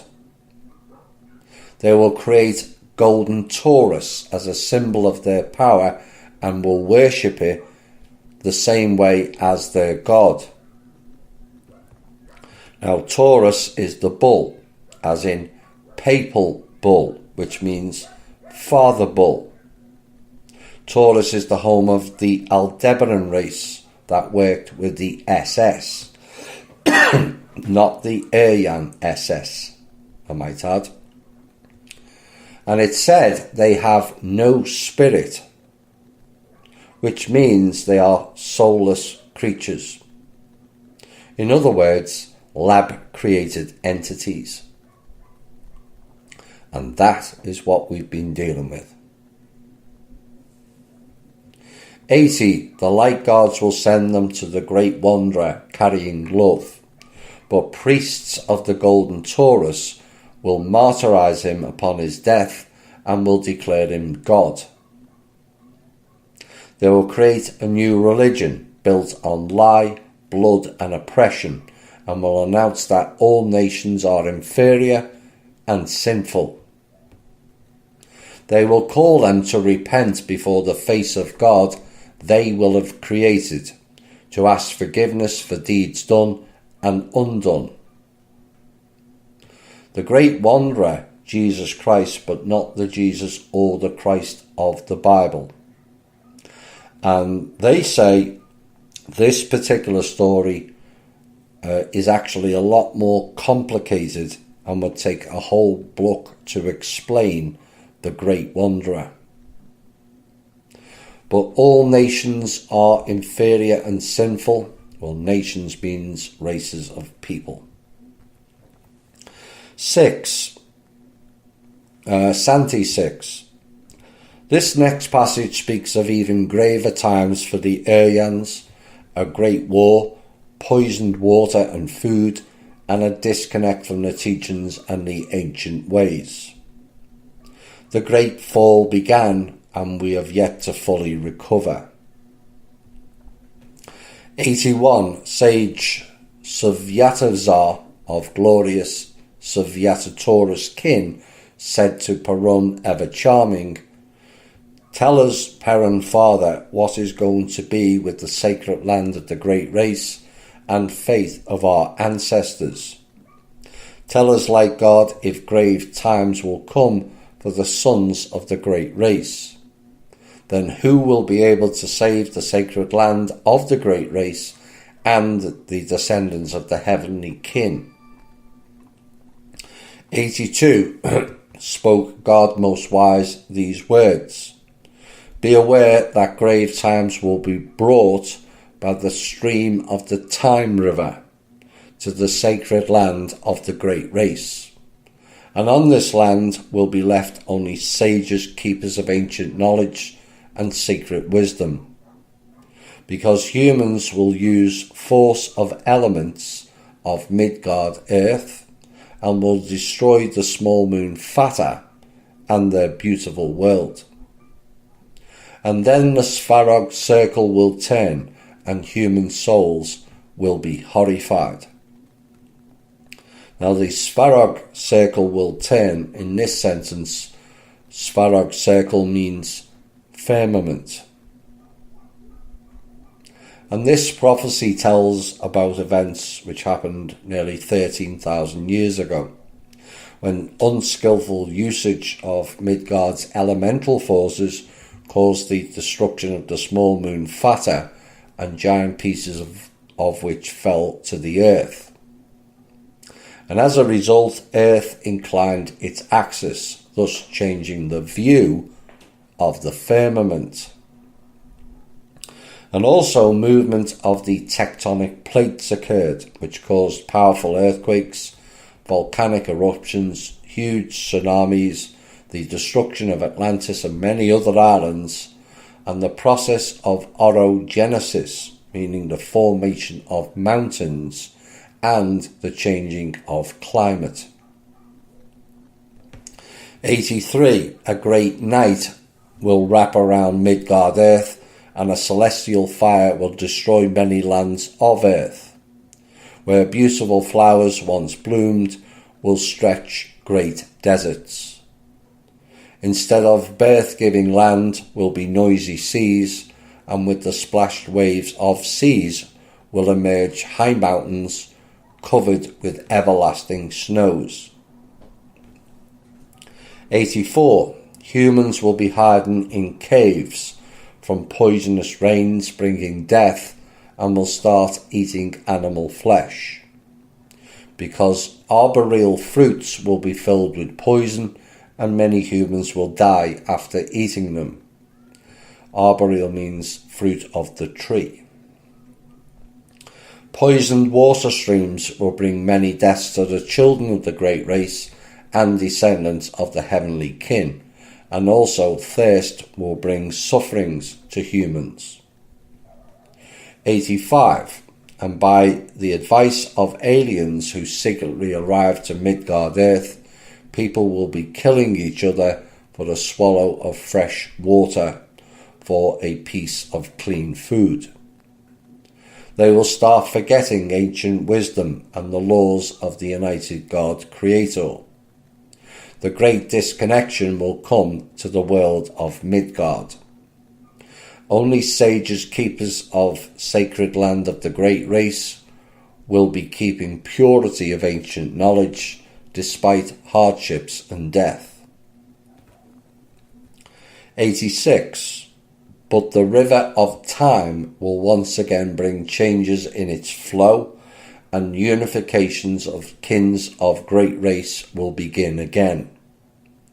Ancient knowledge will unite them, saved in songs and folk legends, and passed on by the word of mouth.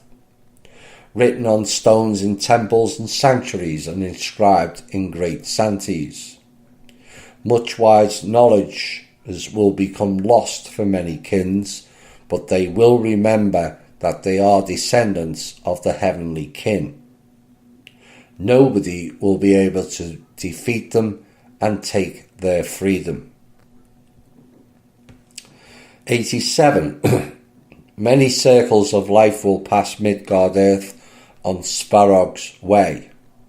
Human children will build cities and temples anew for those gods whom they remember. Live righteous and happy will return to the lands of the great Rus Urs. But alien priests from the temples of the golden Taurus and priests of the murdered wanderer will want to destroy their world and peace, for these priests live by fruits of others' work. So who are they describing? What they are describing are the Kohens and Khans we have covered in previous shows. Khan is the Asian word for Kohen, and Kohen means priest. All perpetuated by the Koshis that became kosher and the Hebrew Anunnaki. 88. And alien priests will come to the lands of the great race under the guise of traders and narrators, and will bring deceitful legends. They will start teaching unrighteous life to people of the great race who won't know evil and deceit, and many people will become seduced after getting caught into nets of flattery and deceit. They will exchange world of prav for 9 vices: libertinism, lie, false pride, spiritlessness, non-fulfillment of duty, ignorance, indecision, laziness and gluttony. Under the guise of traders, once again revealing that was part of the Jewish race. Alien priests will come to the land of the great race. This prophecy tells about the Christianization of European and Russian lands, which tells you those in the Vatican are not us. They are aliens, and Christianity is their religion. 89. Many people will renounce sacred faith of their ancestors and will start listening to words of the alien priests, which are lies unrighteous, leading human children astray from the way of light forces. Times of blood and fratricide. Alien priests will bring to the scopes of lands of the kings of the great race and will start converting people to their faith. Many people will renounce sacred faith of the ancestors. Christian missionary preachers call nations of great race not to come from unbelief to faith, but to renounce native light gods and ancestors and to accept the alien god. Such renunciation is called betrayal, and betrayal is the worst sin. Now, the author said this as an added piece. Moreover, Jesus himself said these words, "I am not sent but unto the lost sheep of the house of Israel." House of, not country of. And times of blood and fratricide. This prophecy tells about an ancient war strategy, divide and rule. In modern day terms, divide and conquer. 90. People of race will be asking for help from alien priests, worshipping alien gods and the god of the world of darkness. And priests of killed wanderer with false zeal will start comforting them. They will capture their souls and riches of human children. They will declare people of the great race slaves of God, which they had killed themselves. They will be telling them that suffering is good, for those who suffer will behold God. Alien gods are the Koshis.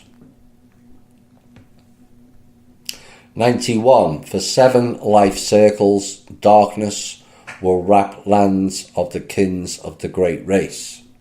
Many people will die from metal and fire.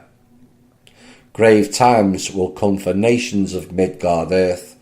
Brother will rise against brother, son against father. Blood will be pouring like rivers. Mothers will be killing their unborn children.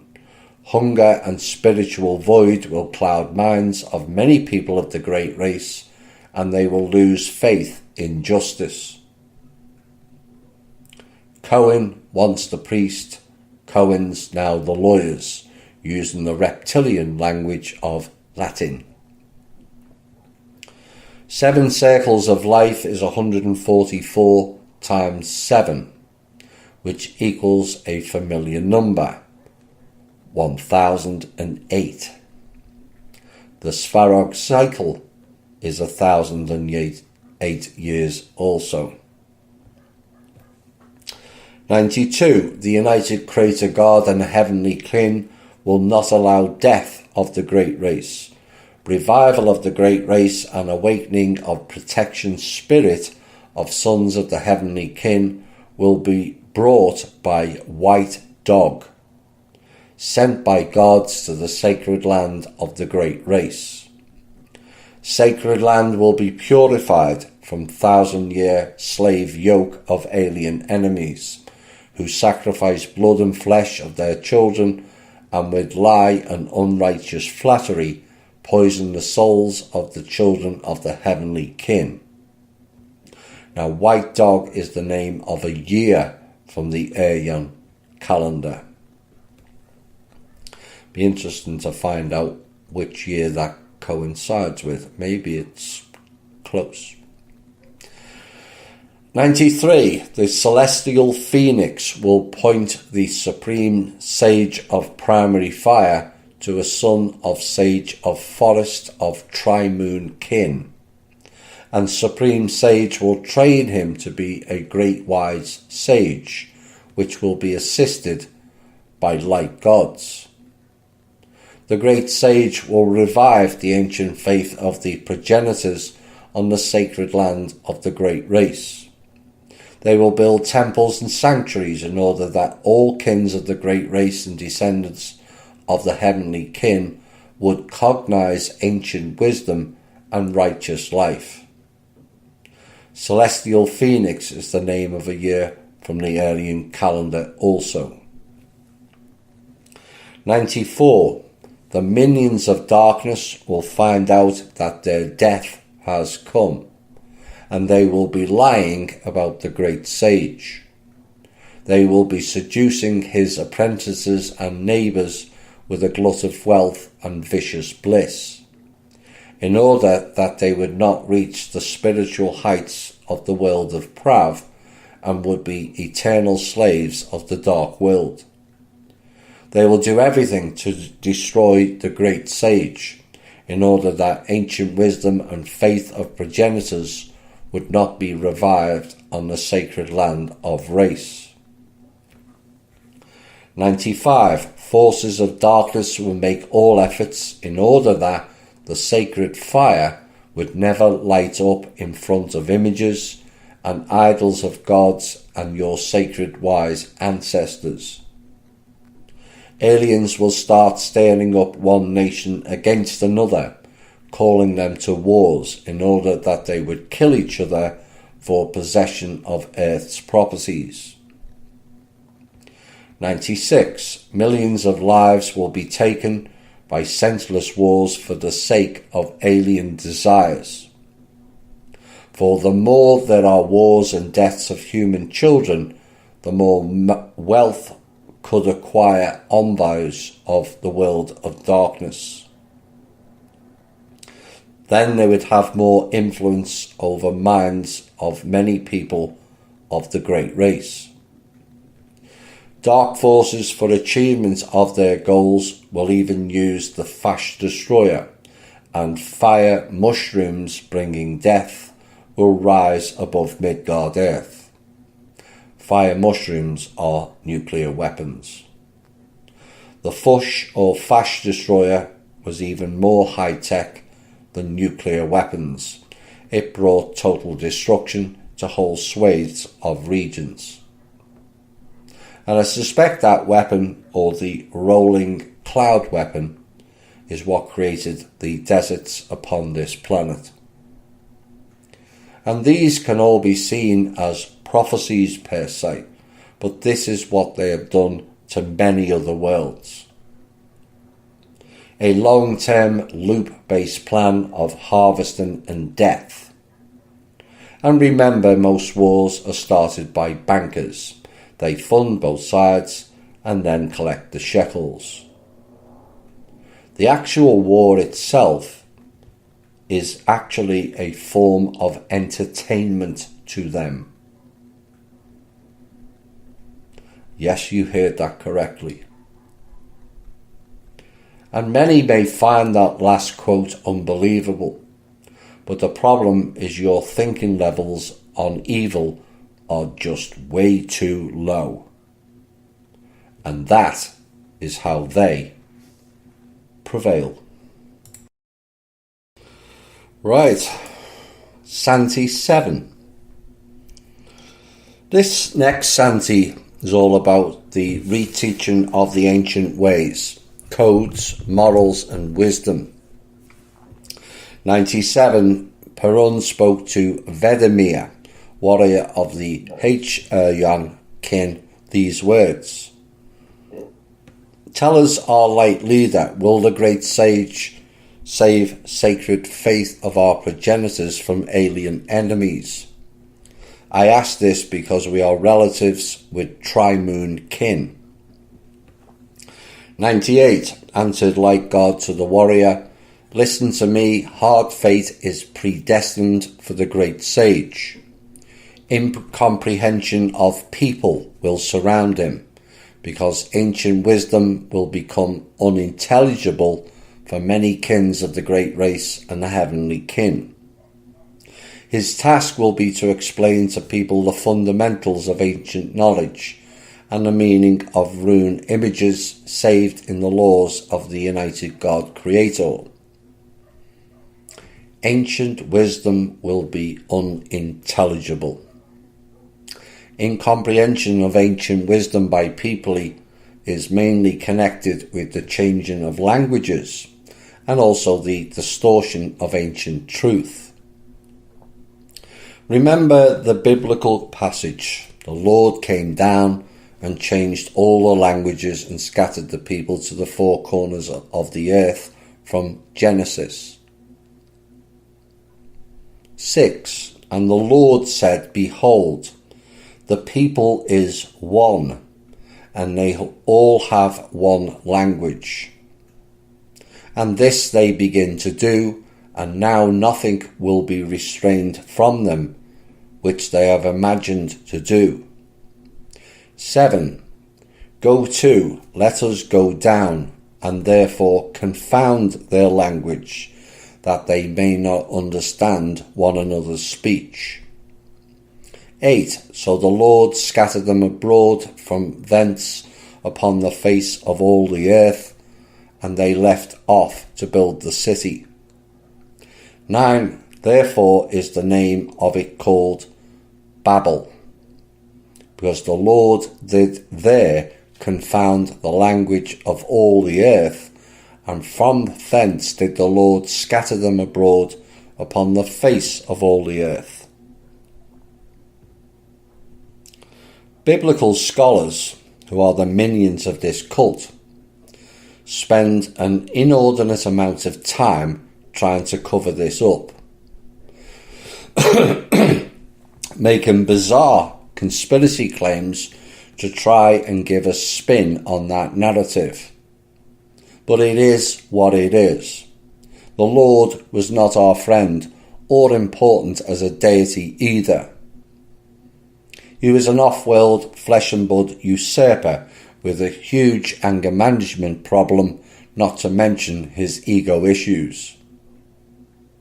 The Lord of the Bible was Anu, the royal Draco king from Alpha Draconis, who along with his family did much damage here. His family was Inanna, Enki, Endel, Marduk, Echidnu, and many others of that ilk. Not one of them was for our benefit. The Rothschilds clan is their modern-day versions. They have the most reptilian DNA of any family or bloodline on this planet, hence why they have controlled us since the 1800s. Now, the Draco stepped back in the 1800s and allowed humans to take control, all whilst installing their own humans into the prominent positions. That is why I kept telling you, have you defined what is human? Because clearly we haven't. Even the trustee, when we were doing the peace treaty, we haven't defined what is human. What is human as in serpent man. 99. A great priestess will bring new life to scopes of sacred land of race. All kins of the great race and descendants of the heavenly kin will cognize life-bringing light of ancient wisdom, which is kept by sages of the great temple of Yingliva. Happiness and righteous life she will consolidate on the whole land of race, in order that the world of light soul of Djiva, DJIVA, would find shelter for itself in the heart of every human of the heavenly kin and the great race, starting from the resurrected Irian Asgard. Now, Djiva is some kind of divine essence. Are they describing an attempt to bring back the divine feminine? 100. Vedamir warrior of Hungarian kin Asperun. Tell us, light leader, how will the great priestess be born, of which kins will be her parents? And how will light of ancient wisdom illuminate the whole world of Midgard earth? Prun answered to the warrior of the Hungarian kin, listen, warrior, to my words. As soon as the supreme sage of primary fire will finish 14-year training of son of sage of forest of the tri-moon kin, he will declare him his successor and lead through 3 initiations. 14 years of training, and yet modern shamans barely have a year. See the difference? 101. On the day of a great holiday, light gods and most wise ancestors will summon the supreme sage of the primary fire, for he will have completed his mission on Midgard earth. The new supreme sage of tri-moon kin will begin his deeds, travelling from city to city, propagating ancient wisdom of faith of the progenitors and healing the sick with soul and body. 102. By return to the Irian Asgard, he will summon his apprentices and will start teaching them the fundamentals of ancient wisdom. They will start building temples of ancient faith of progenitors of the great race and the heavenly kin. And when the time will come, the daughter of the great witch of kin of newly arrived will be brought to the great sage in order that she would study hidden ancient wisdom. The great sage will start teaching daughter of the great witch secret knowledge, and will be training her to be the priestess of the White Temple. The word witch in more modern times brings darker or more malevolent thoughts. I would more describe them as adepts. 103. Her mother, the great witch, will begin healing souls and bringing up children of kins of the great race and the heavenly kin. The supreme sage will surround daughter of the great witch with care and love, and will be guarding her from minions of the world of darkness, in order that they would not possess her soul, and would not turn the daughter of the great witch to dark, spiritless ways, leading souls of people to hell, lying in the dark depths of the world of Nav. Now, soul possession is high on the agenda in their dark ways. Turning to dark, spiritless ways is a big descent into their world. Now, one potential in the modern day fell to those very traits, via soul possession and dark spirit ways. The trustee. Other potentials will follow that same path, unless they take control of themselves and open their hearts. The feminine aspect appears to me to have a more particular weakness to this type of subversion. Ego plays a huge role into it. The words of them change from us, we and our, to me and my, and so it becomes all about the self and not the collective. The higher the role, the more the responsibility, and the more you become service to others. Not exhibiting those two traits leads to the fall, and it happens far quicker than the rise in status. 104. Because minions of the world of darkness know that the daughter of the great witch, surrounded by care and love of the great sage, will give birth to a beautiful child which will become the new great priestess, a saviour of sacred land and all kins of the great race and descendants of the heavenly kin. In a sacred year should this child be born, for since that time the future great priestess will be helped and served by all gods of the heavenly kin. Now, the sacred year, according to the year circle of Chislabog, is every 16th year is considered to be sacred. And Chislabog is a figure from modern Slavic paganism, they say, especially in the English tradition, except paganism is an overlay. He rather than a she, it is said, is typically associated with time and or numbers, and his name comes from the Slavic words for number, chislo, and god, meaning bog.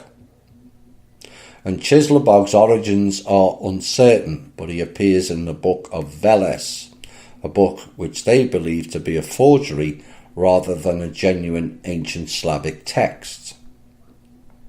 But it is said, despite this, he is an important figure in Yinglism and is worshipped by followers of the tradition.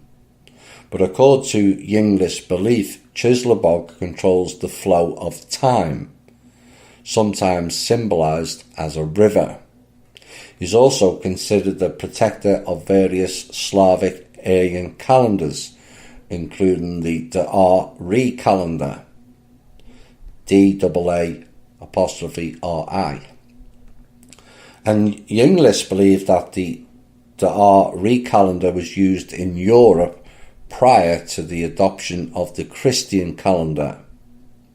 And Chislabog is often depicted holding a sword in his left hand, symbolising protection and preservation, and a shield with the Dar-Ri calendar inscribed on it in his right hand.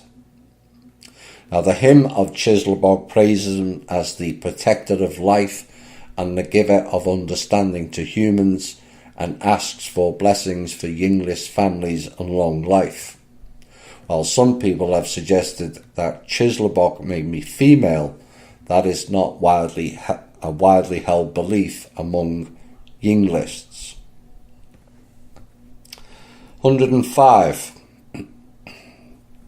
Mother Earth itself will be giving food to her, and the celestial cow Zimun will be giving milk to her.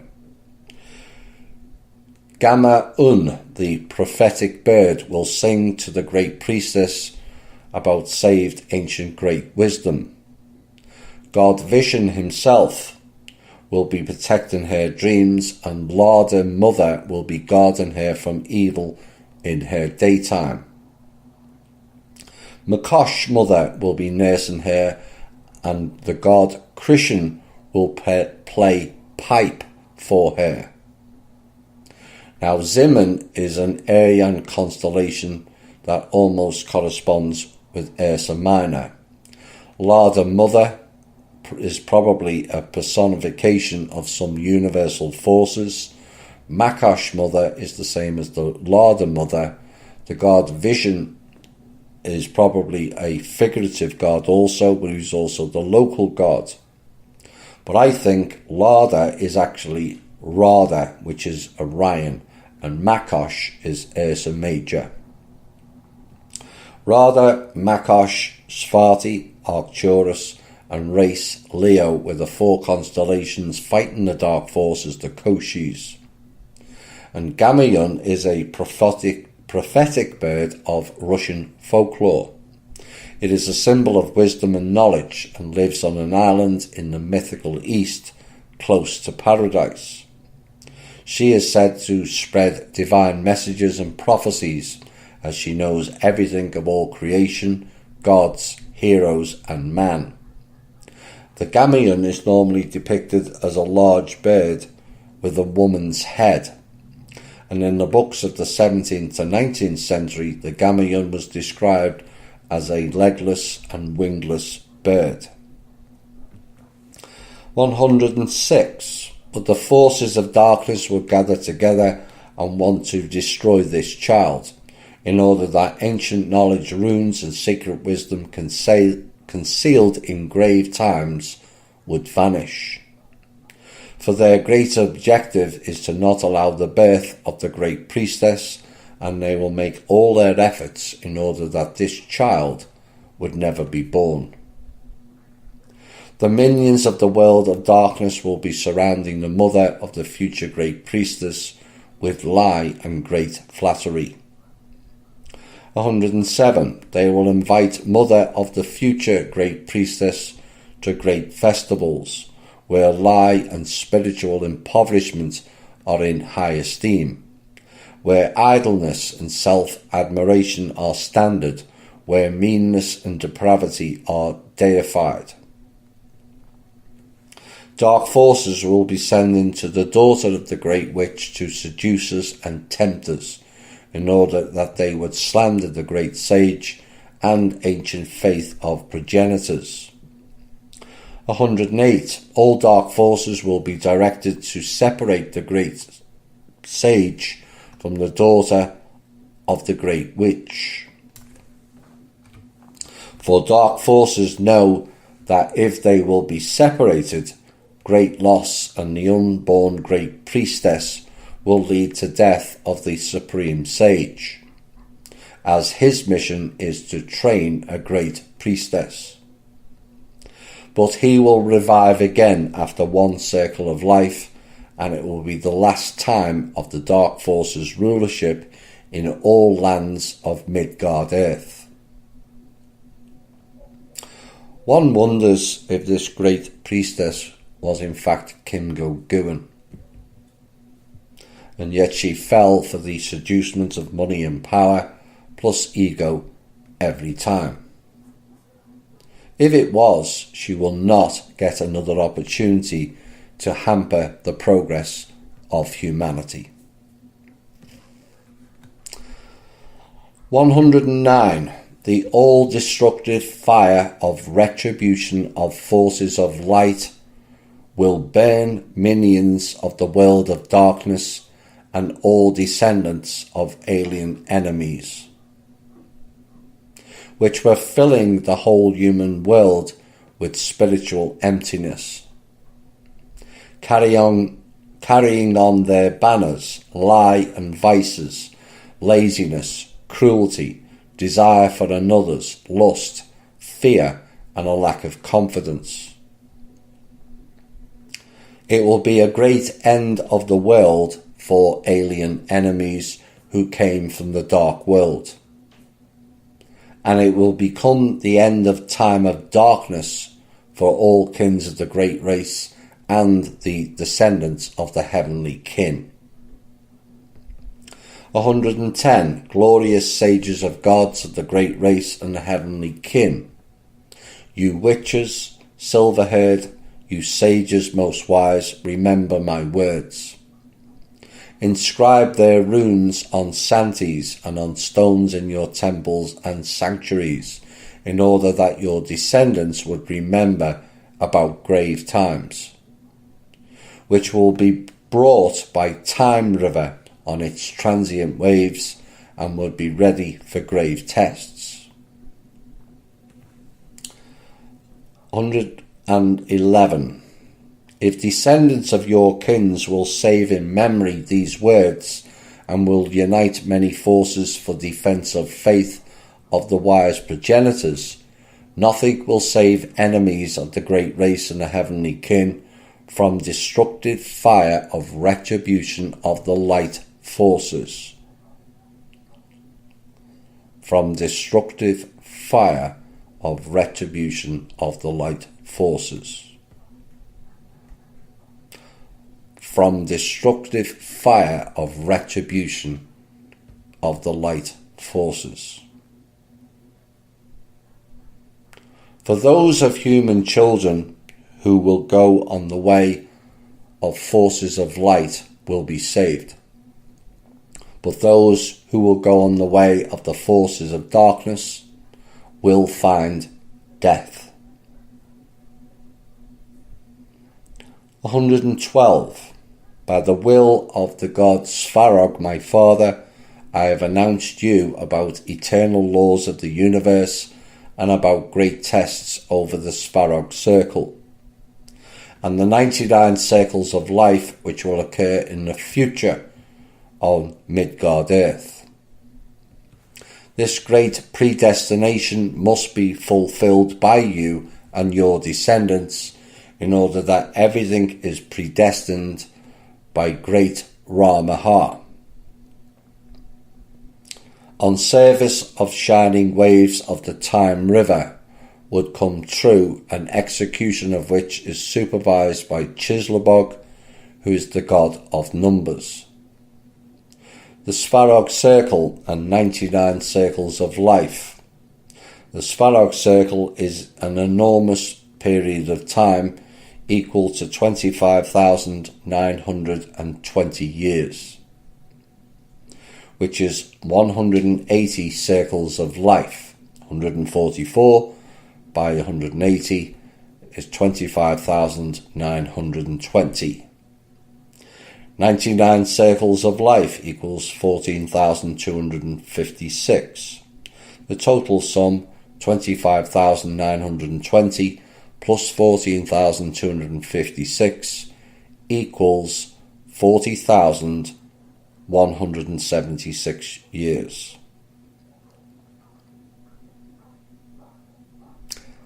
Have you worked it out yet?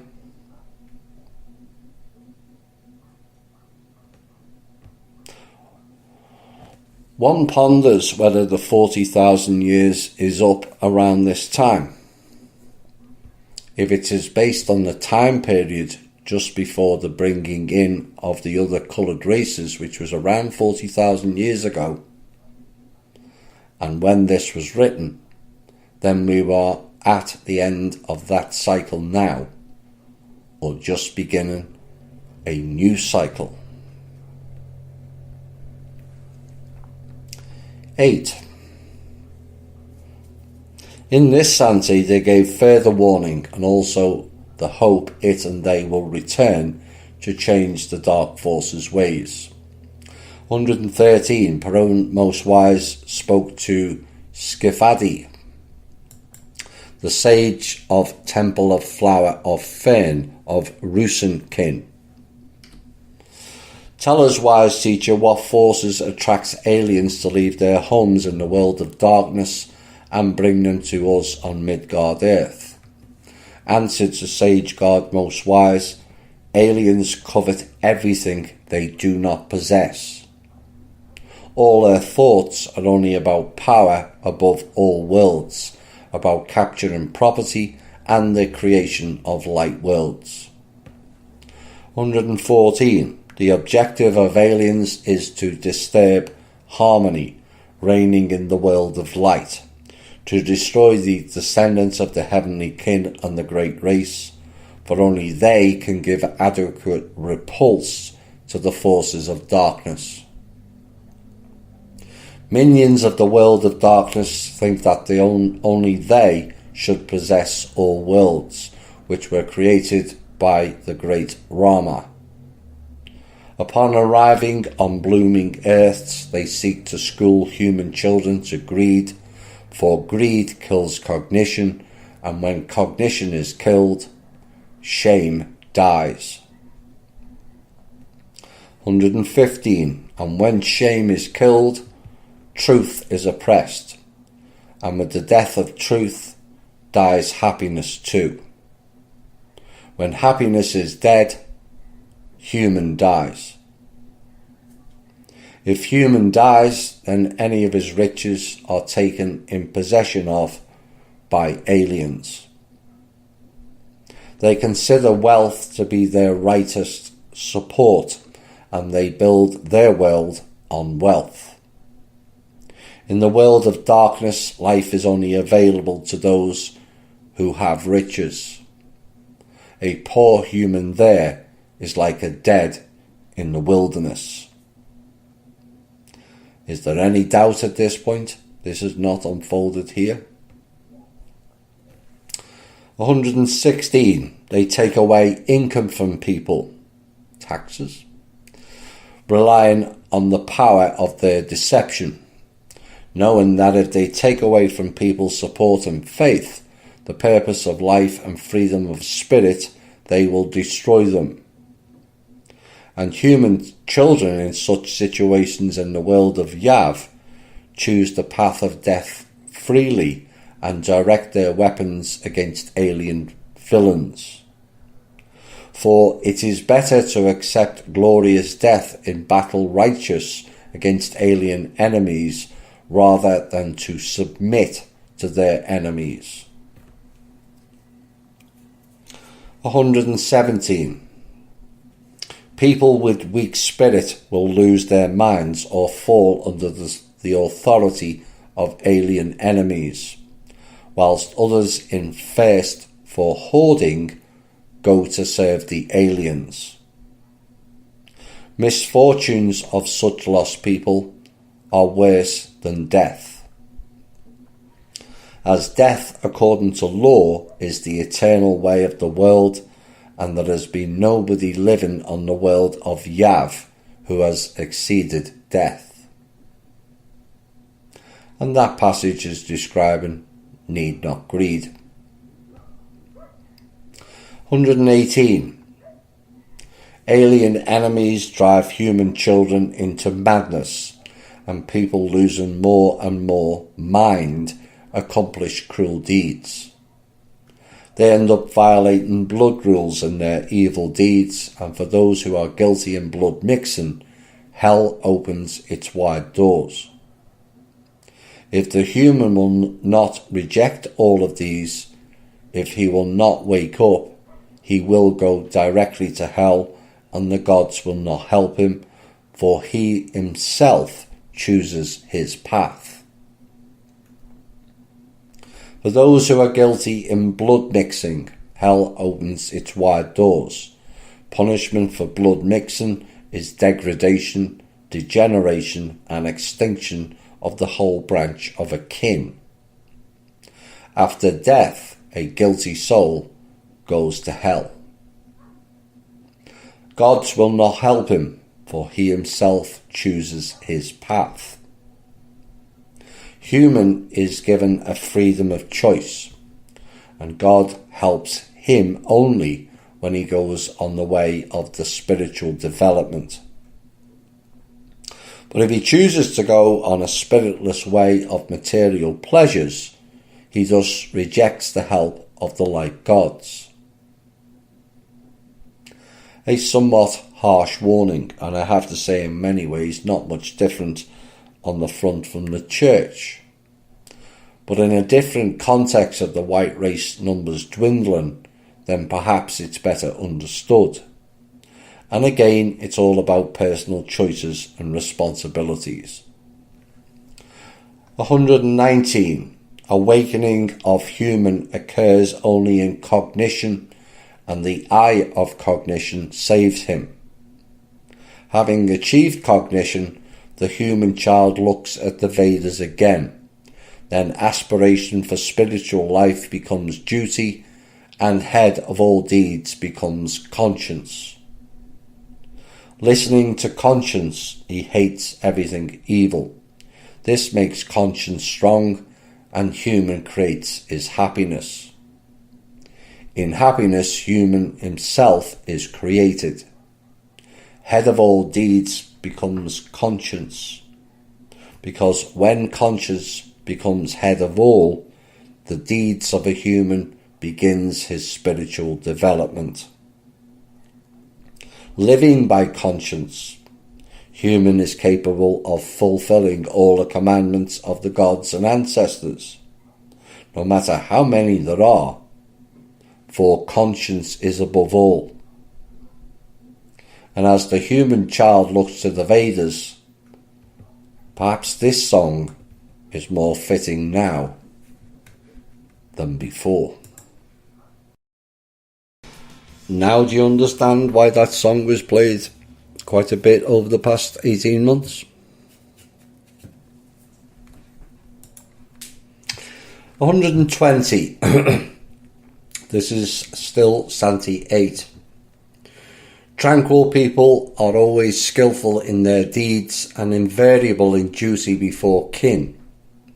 They don't imagine anything unlawful, and they don't act sinfully. Dishonourable or unreasonable people, be it men or women, do not succeed in fulfilment of their duty before gods and kin and become like aliens. Those who have conscience honour gods and ancestors and head for immortality, but not the hellish world. That's talking about keeping calm, not in chaos.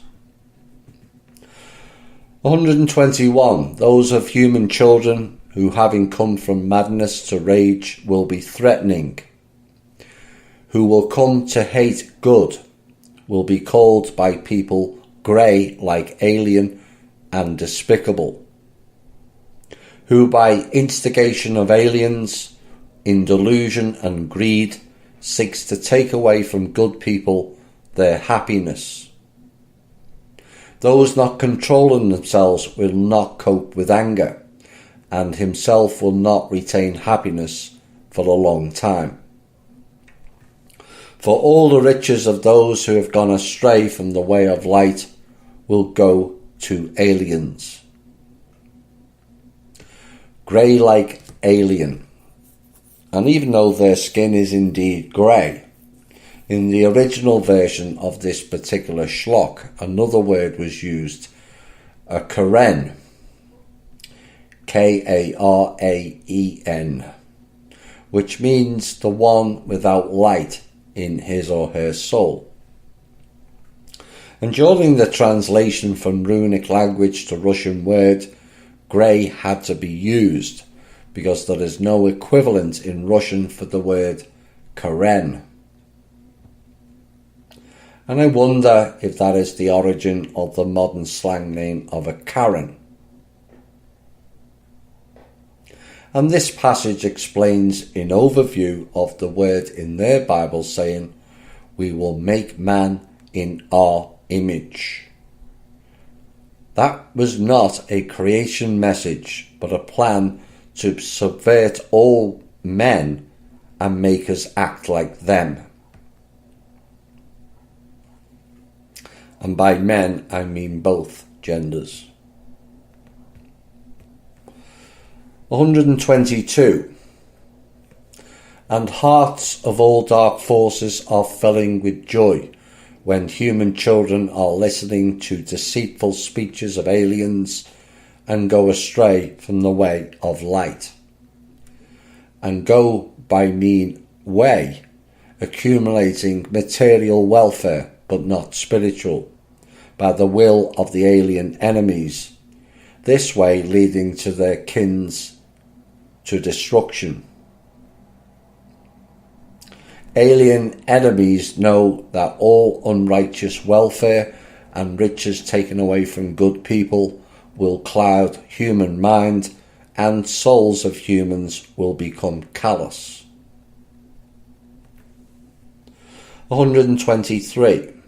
Children of human kins do not listen to words of aliens, but they are deceitful and want to destroy your souls, in order that they would not reach the celestial Asgard, and they would be eternal wanderers in pitch darkness. Do not allow aliens to your daughters, for they will seduce your daughters and deprave their pure souls. Spoil the blood of the great race, for the first man of a woman leaves images of spirit and blood. 124. Alien images of blood oust the light spirit from human children, and blood mixing leads to destruction.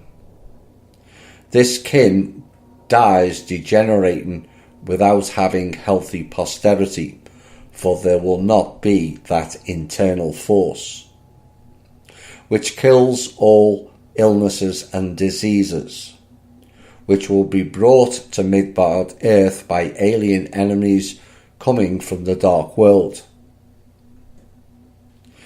Interesting, they mention an internal force that eliminates illnesses and disease within us, including the white race. And interesting also to note them stating alien forces brought the disease with them. Yet which race of people appear to have immunity from such plagues and diseases?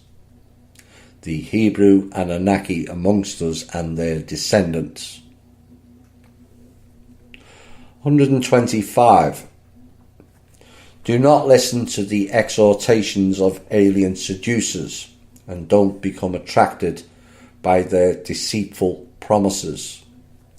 Alien enemies have no compassion, neither to human children of the heavenly kin, nor to creatures similar to them. For each who came from the dark world, or his offspring born on Midgard or other earth, thinks only about idle life, exploiting others' work, and trustfulness of human children. 126. By deceit, ruse, and righteous lie, aliens obtain trust of the people. Boasting about their friendship with elders of kin, they enmesh with lie the human children. Pervert their pure souls and school them to mean deeds. Alien enemies call their lust, pleasure, and birth of children vicious madness. They call human children to non-observance of paternal traditions. 127. Human children of kins of the great race and new descendants of the heavenly kin, be pure with your soul and spirit, and let pure conscience be the measure of your deeds. Banish from all your lands alien enemies and all their offspring, or else they will destroy your light souls with their spiritlessness. By their vicious deeds they will ruin your bodies and will use you and your descendants in their dark deeds. With your sons and daughters they will comfort their flesh. 128. Those of you and your descendants who will remember all this will banish alien enemies and their offspring from the sacred land of the great race, are the true saviours and defenders of their kin and of all kins of the great race and the heavenly kin. Those who will listen to the deceitful words of aliens and will give to them their women, or will take alien women to his son, are apostates of human kin, and they will never be forgiven by light gods and the heavenly kin. Some very severe warnings of mating with them, even engaging them, makes one ponder on my own thoughts of ever merging with them in any sort of peace pact. Exploiting others' work is all they have ever done, in terms of science, technology, finance, business, and many other exploits. But the greatest is exploiting our ingenuity, our compassion, our intelligence, and above all, our life force energy, of which we criminally misunderstand, as well as our own power, and we will need a major learning curve of knowledge to get it all back. And one ponders now of ET disclosure taking a whole new course, because the trust with those beings who harmed us is and should be at an all-time low. From the patronising space brothers and sisters spiel by the Pleiadians, the Greys and Reps of Orion, the Draco of Alpha Draconis, and the Hydra Dragon group from Hydra Draconis, plus the Hyksos and the Abraxans, all played a role in the great deception of this race. There will be a short break before the final Santi. It had to be a 9, didn't it? That was the theme from the 100 series that tells much of our story and our fall. And most people, or some people, said I can't watch that, it's too violent. But you have to understand that is what took place. You cannot deny the truth. And how we fell into a cycle of violence also. Santi 9, this section explains the fall of that time period, a warning from the past to the future and housed here in the now. And this may well cause triggers within you. Find time beyond this show to work through them. 129. Anast Perun Thundra, sages keepers of tracks, which leads through stargates.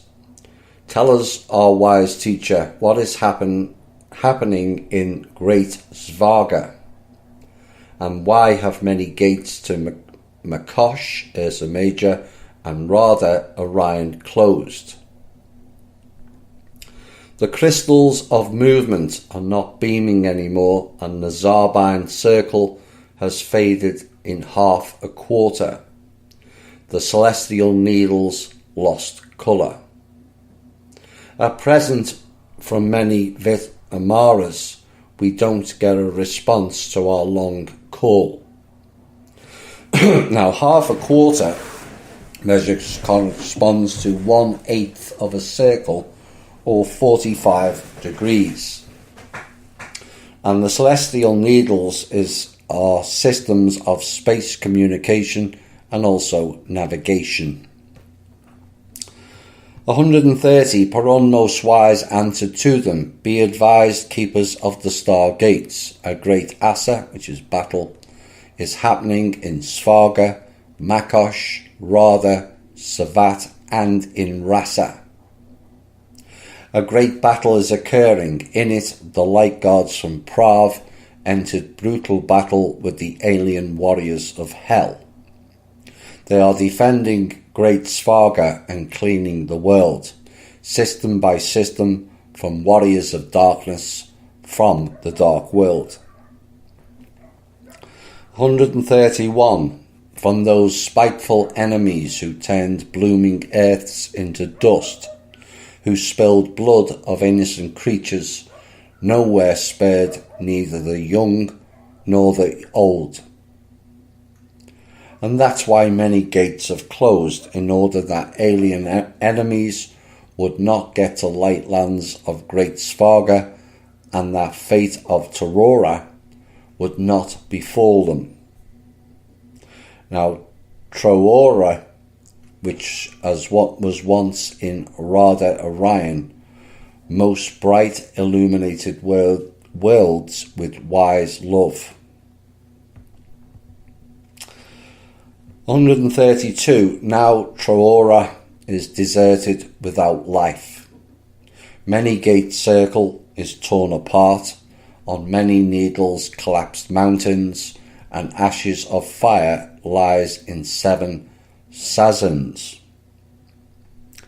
Same image, sad and cheerless, I saw on Arkholm, on Rutter Earth, which shined before in the bright Makosh. The stargates turned to fritted stone, celestial needles, roadside ash. Now 7 Sazans, a Sazan is an ancient Aryan measure, equals 213.36 centimetres, and 7 Sazans make around 15 metres or 50 feet. 133. Everywhere are ruins of great sanctuaries, and cities are destroyed by heavy fire, which was rising up from Rutter up to the sky. There is no more life on that earth or in it without sun. No plants, nor birds, nor animals. Just wind carrying dust over valleys, filling ravines of intermontane. Despondently and quietly in that world of ruins, where once dwelt life far and wide. Now, intermontane means on, around, or within the mountains. Why always mountains? Because many of them are the station or portals from which to travel to and from worlds. Why do you think the evil aliens amongst us are planning to block out our own sun now? Because everything else failed. The black sun and the void with no life is their agenda that we revealed in From His Story to Our Story 8b. But be assured they will not block out this sun. 134. The fast destroyer evaporated rivers, seas, and the sky got filled with black clouds. Beams of light do not get through pitch dark fog, and life will never return to that world. And this happened to many earths, where had been enemies from the dark world. They were attracted by riches and minerals, which those beautiful earths had. Having earned trust of people by flattery, they stirred up people against each other. This way were born wars in those worlds. Where there is mining, you will find them, and desertification.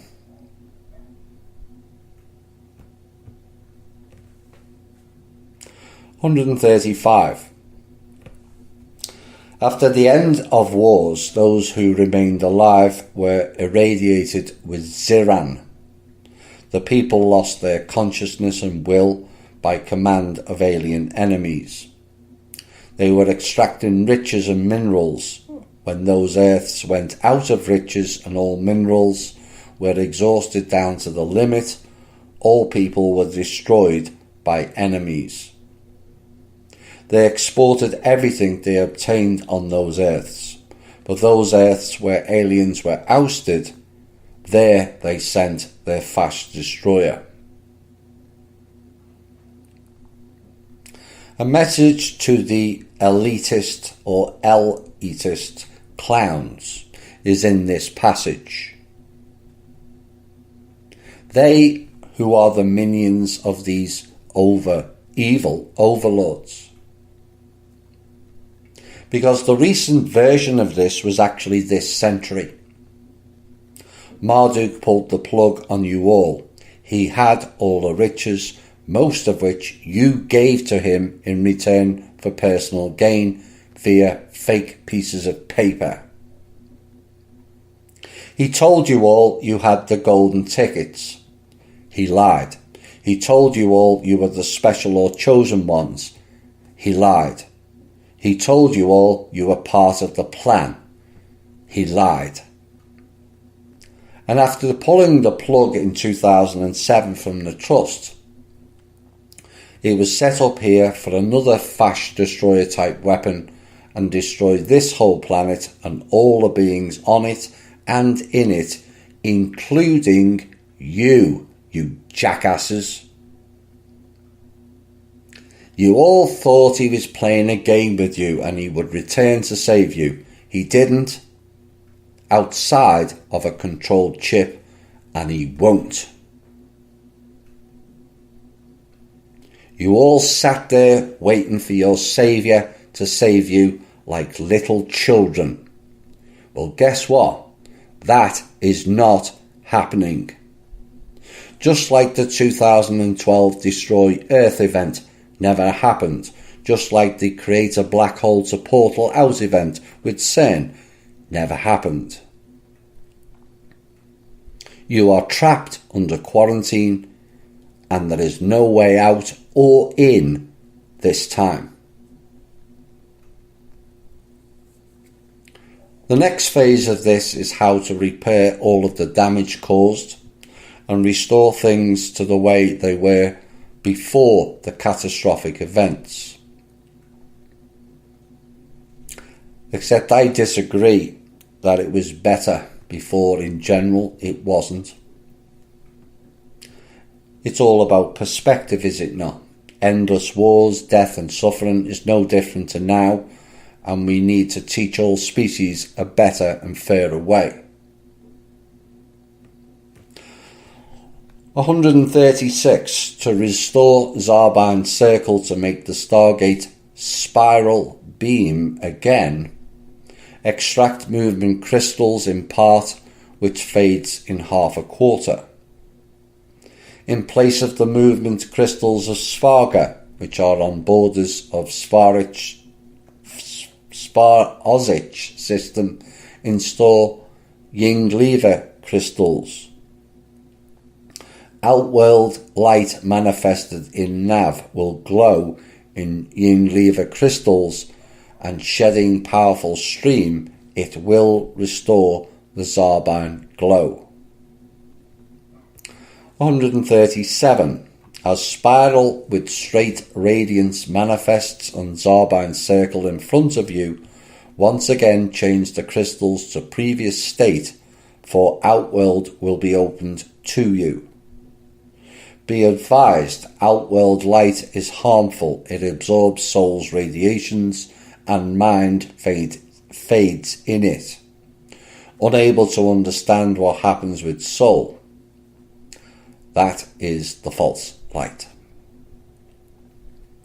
The life of unreasonable, soulless creatures does not go to Svarga, but goes to hell, where they pine in pitch darkness without knowing themselves nor what happened. Is the outworld light the false illumination the illuminated ones fell for? Oops. 138. So be attentive in your deeds and don't tempt fate in vain. Many people got destroyed by curiosity. Except cats, it seems. And those who tried to cognize the outworld. Outworld rays are harmful to health and humans are unable to comprehend its nature. Life there flows by other laws. a bloody dawn arises above Earth's. Strange essences like Polkans tried to destroy Vitmaras for ages. And Polkan or Palkan is a half-human, half-horse. In some variants, half-dog creature from Russian folktales, which possesses enormous power and speed.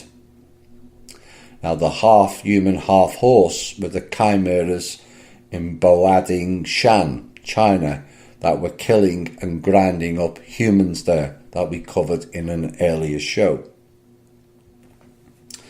139. You've been living on Midgard calmly since old times, when world got established.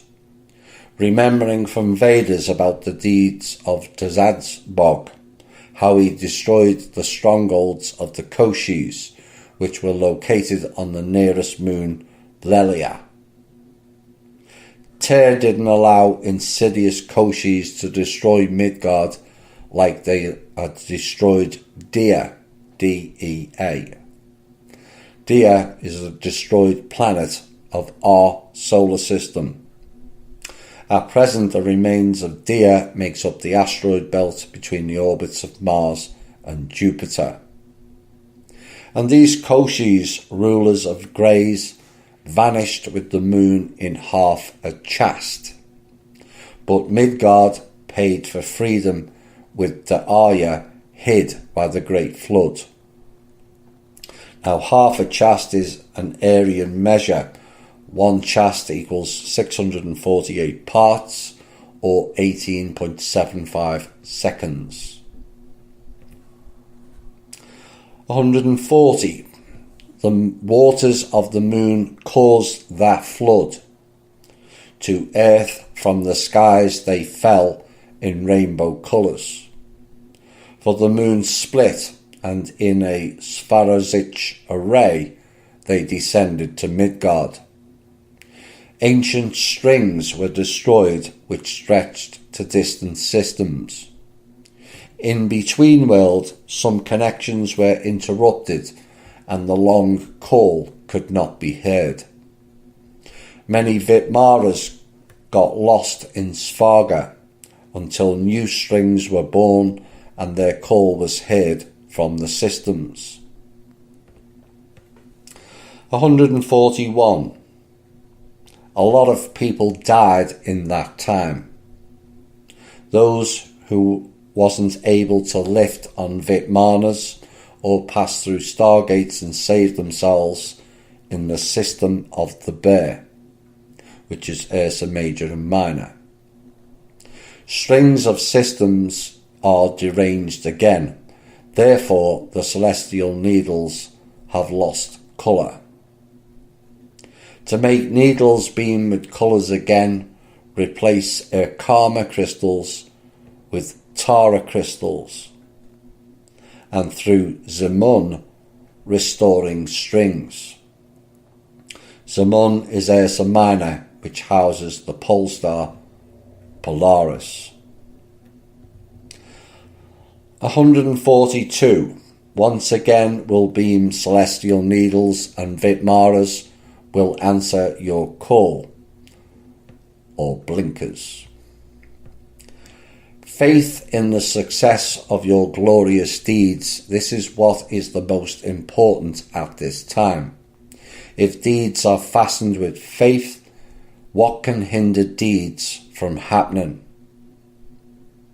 Only in labour created by community you will cover your kins with glory. Only by uniting all kings by ancient faith will you defend your beautiful Midgard. And that last section is an important message to the village once you connect the dots.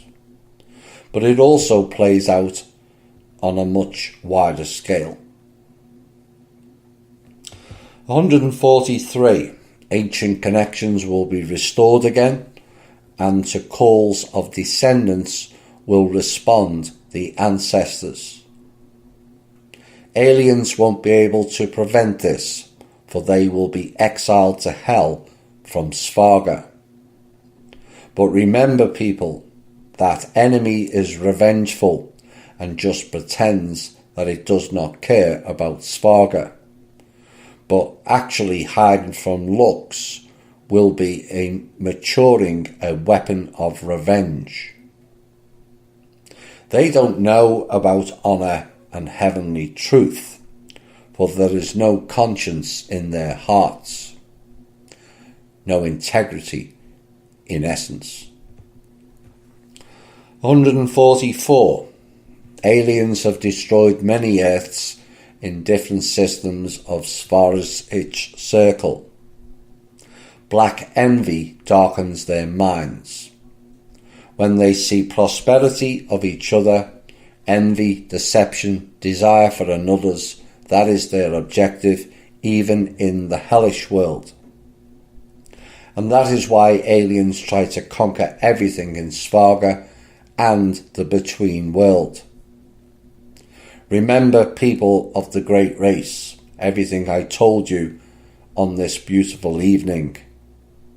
The main thing is that for your descendants, this knowledge will not be useless. Final piece tonight. Nearly 4 hours, just short. As an addition, I've been sent some information which I think will be useful to tie some things in.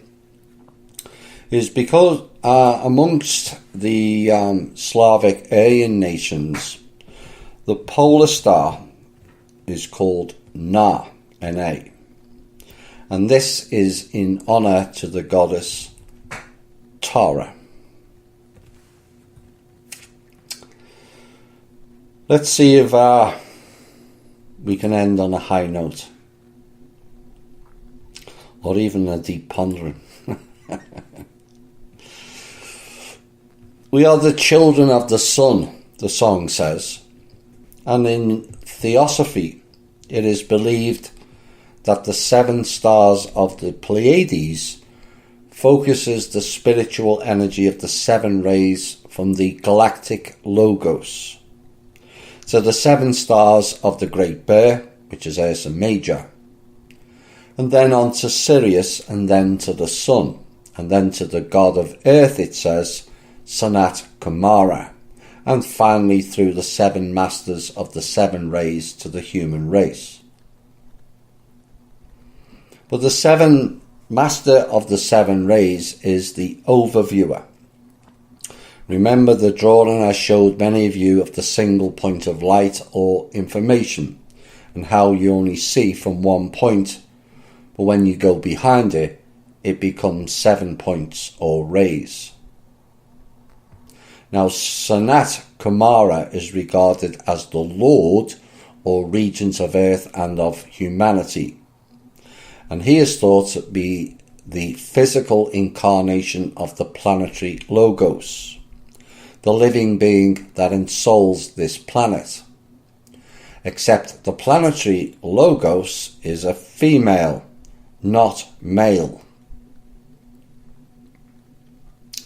And that is explaining the fall of the divine feminine and being replaced by dark force aliens.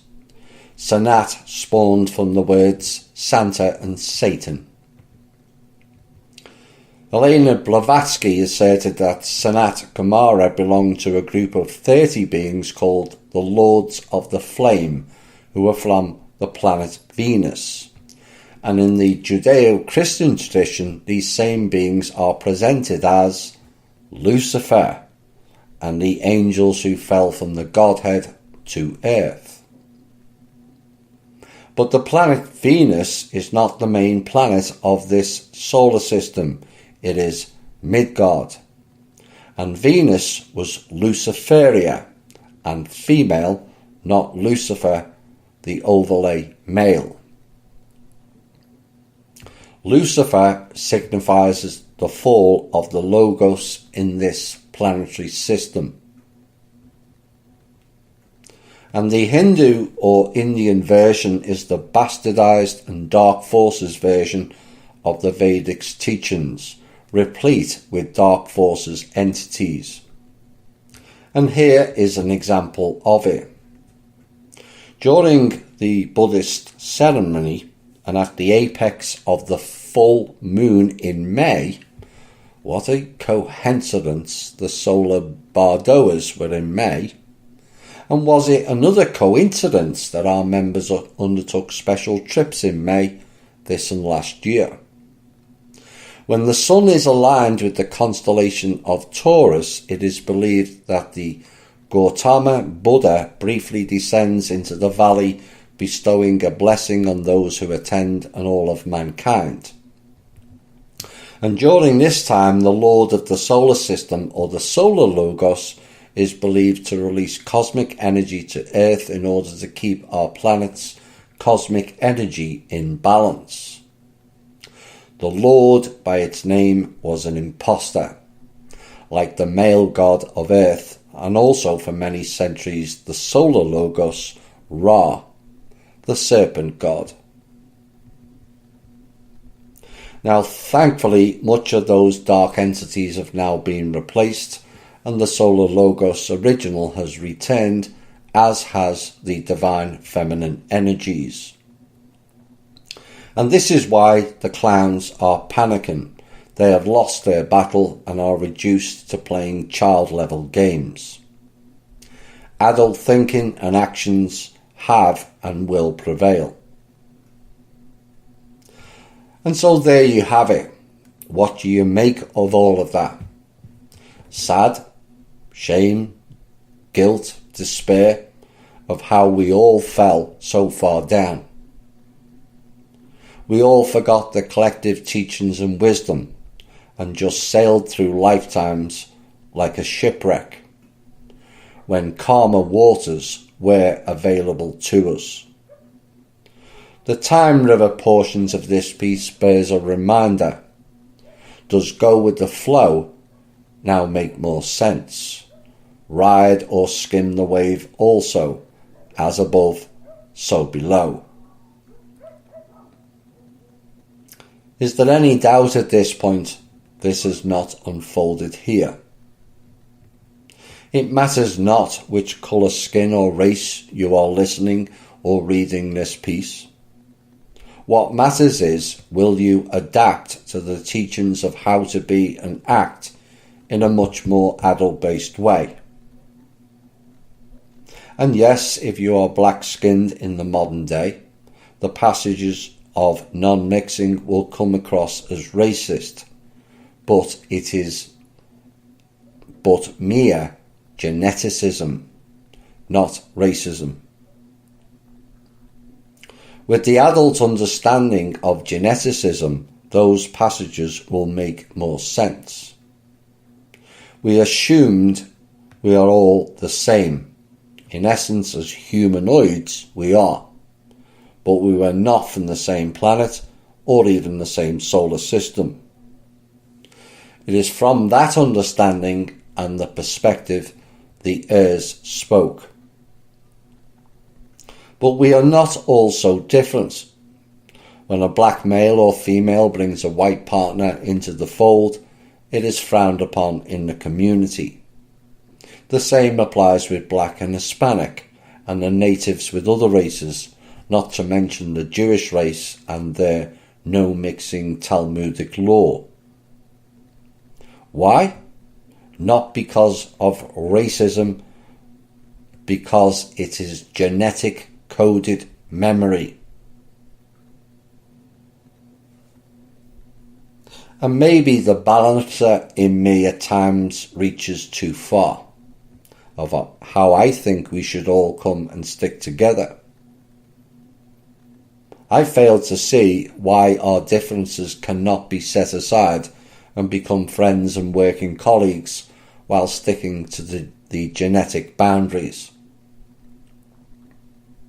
And perhaps that can only come about when all the Jewish narrative falls and the truth is revealed on a wider scale, not just from THI. Our fall and decay was not from the mind, but the heart. We replaced understanding with illusion, mind memory and lies. We replaced abilities with technology and, worst of all, replaced love with fear. Ancient knowledge and truth have become unbelievable to a mass of people too lazy to not learn a script given to them by their slaved masters. God's teachings and helping people without idolatry, but with humility, truth, honour, integrity and respect, minus the anger management issues that imbued all the other gods.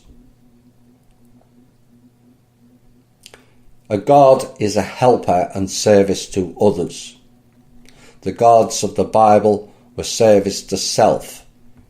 Big difference. The Vedas are the path to enlightenment for us all. Whilst THI has its own blueprint of life, we are but a mere copy of the original blueprint, the Vedics. And this is a show for all to study and act upon. It is not entertainment. It is how to operate in the best way in this game of life, so that you are reminded of what is contained in all of your DNA codes but forgot. Think deeply on this last piece and observe our world of the past decade and what is unfolding now. All destructive fire of retribution of forces of light will burn minions of the world of darkness and all descendants of alien enemies, which were filling the whole human world with spiritual emptiness, carrying on their banners of lie and vices, laziness, cruelty, desire for another's, lust, fear and lack of self-confidence. It will be a great end of the world for alien enemies who came from the dark world.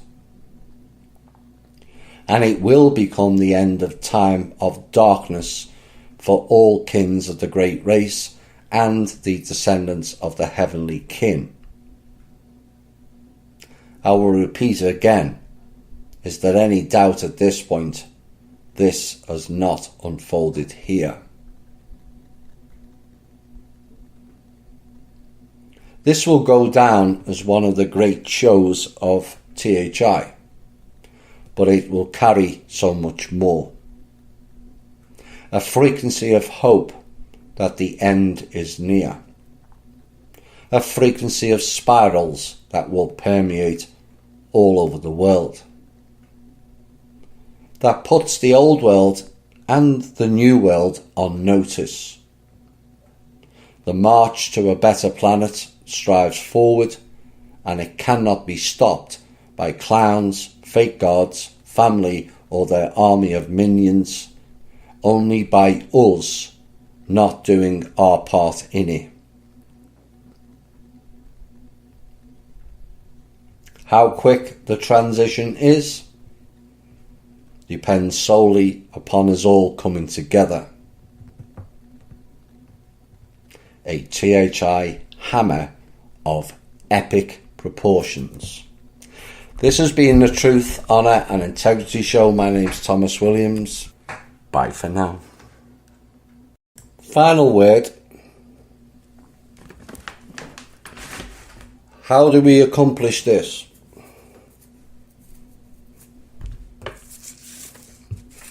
You fight for love, not fear it. You embrace love, not fear it.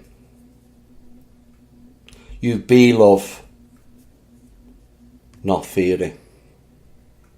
You make love, not fight with fear. Good night.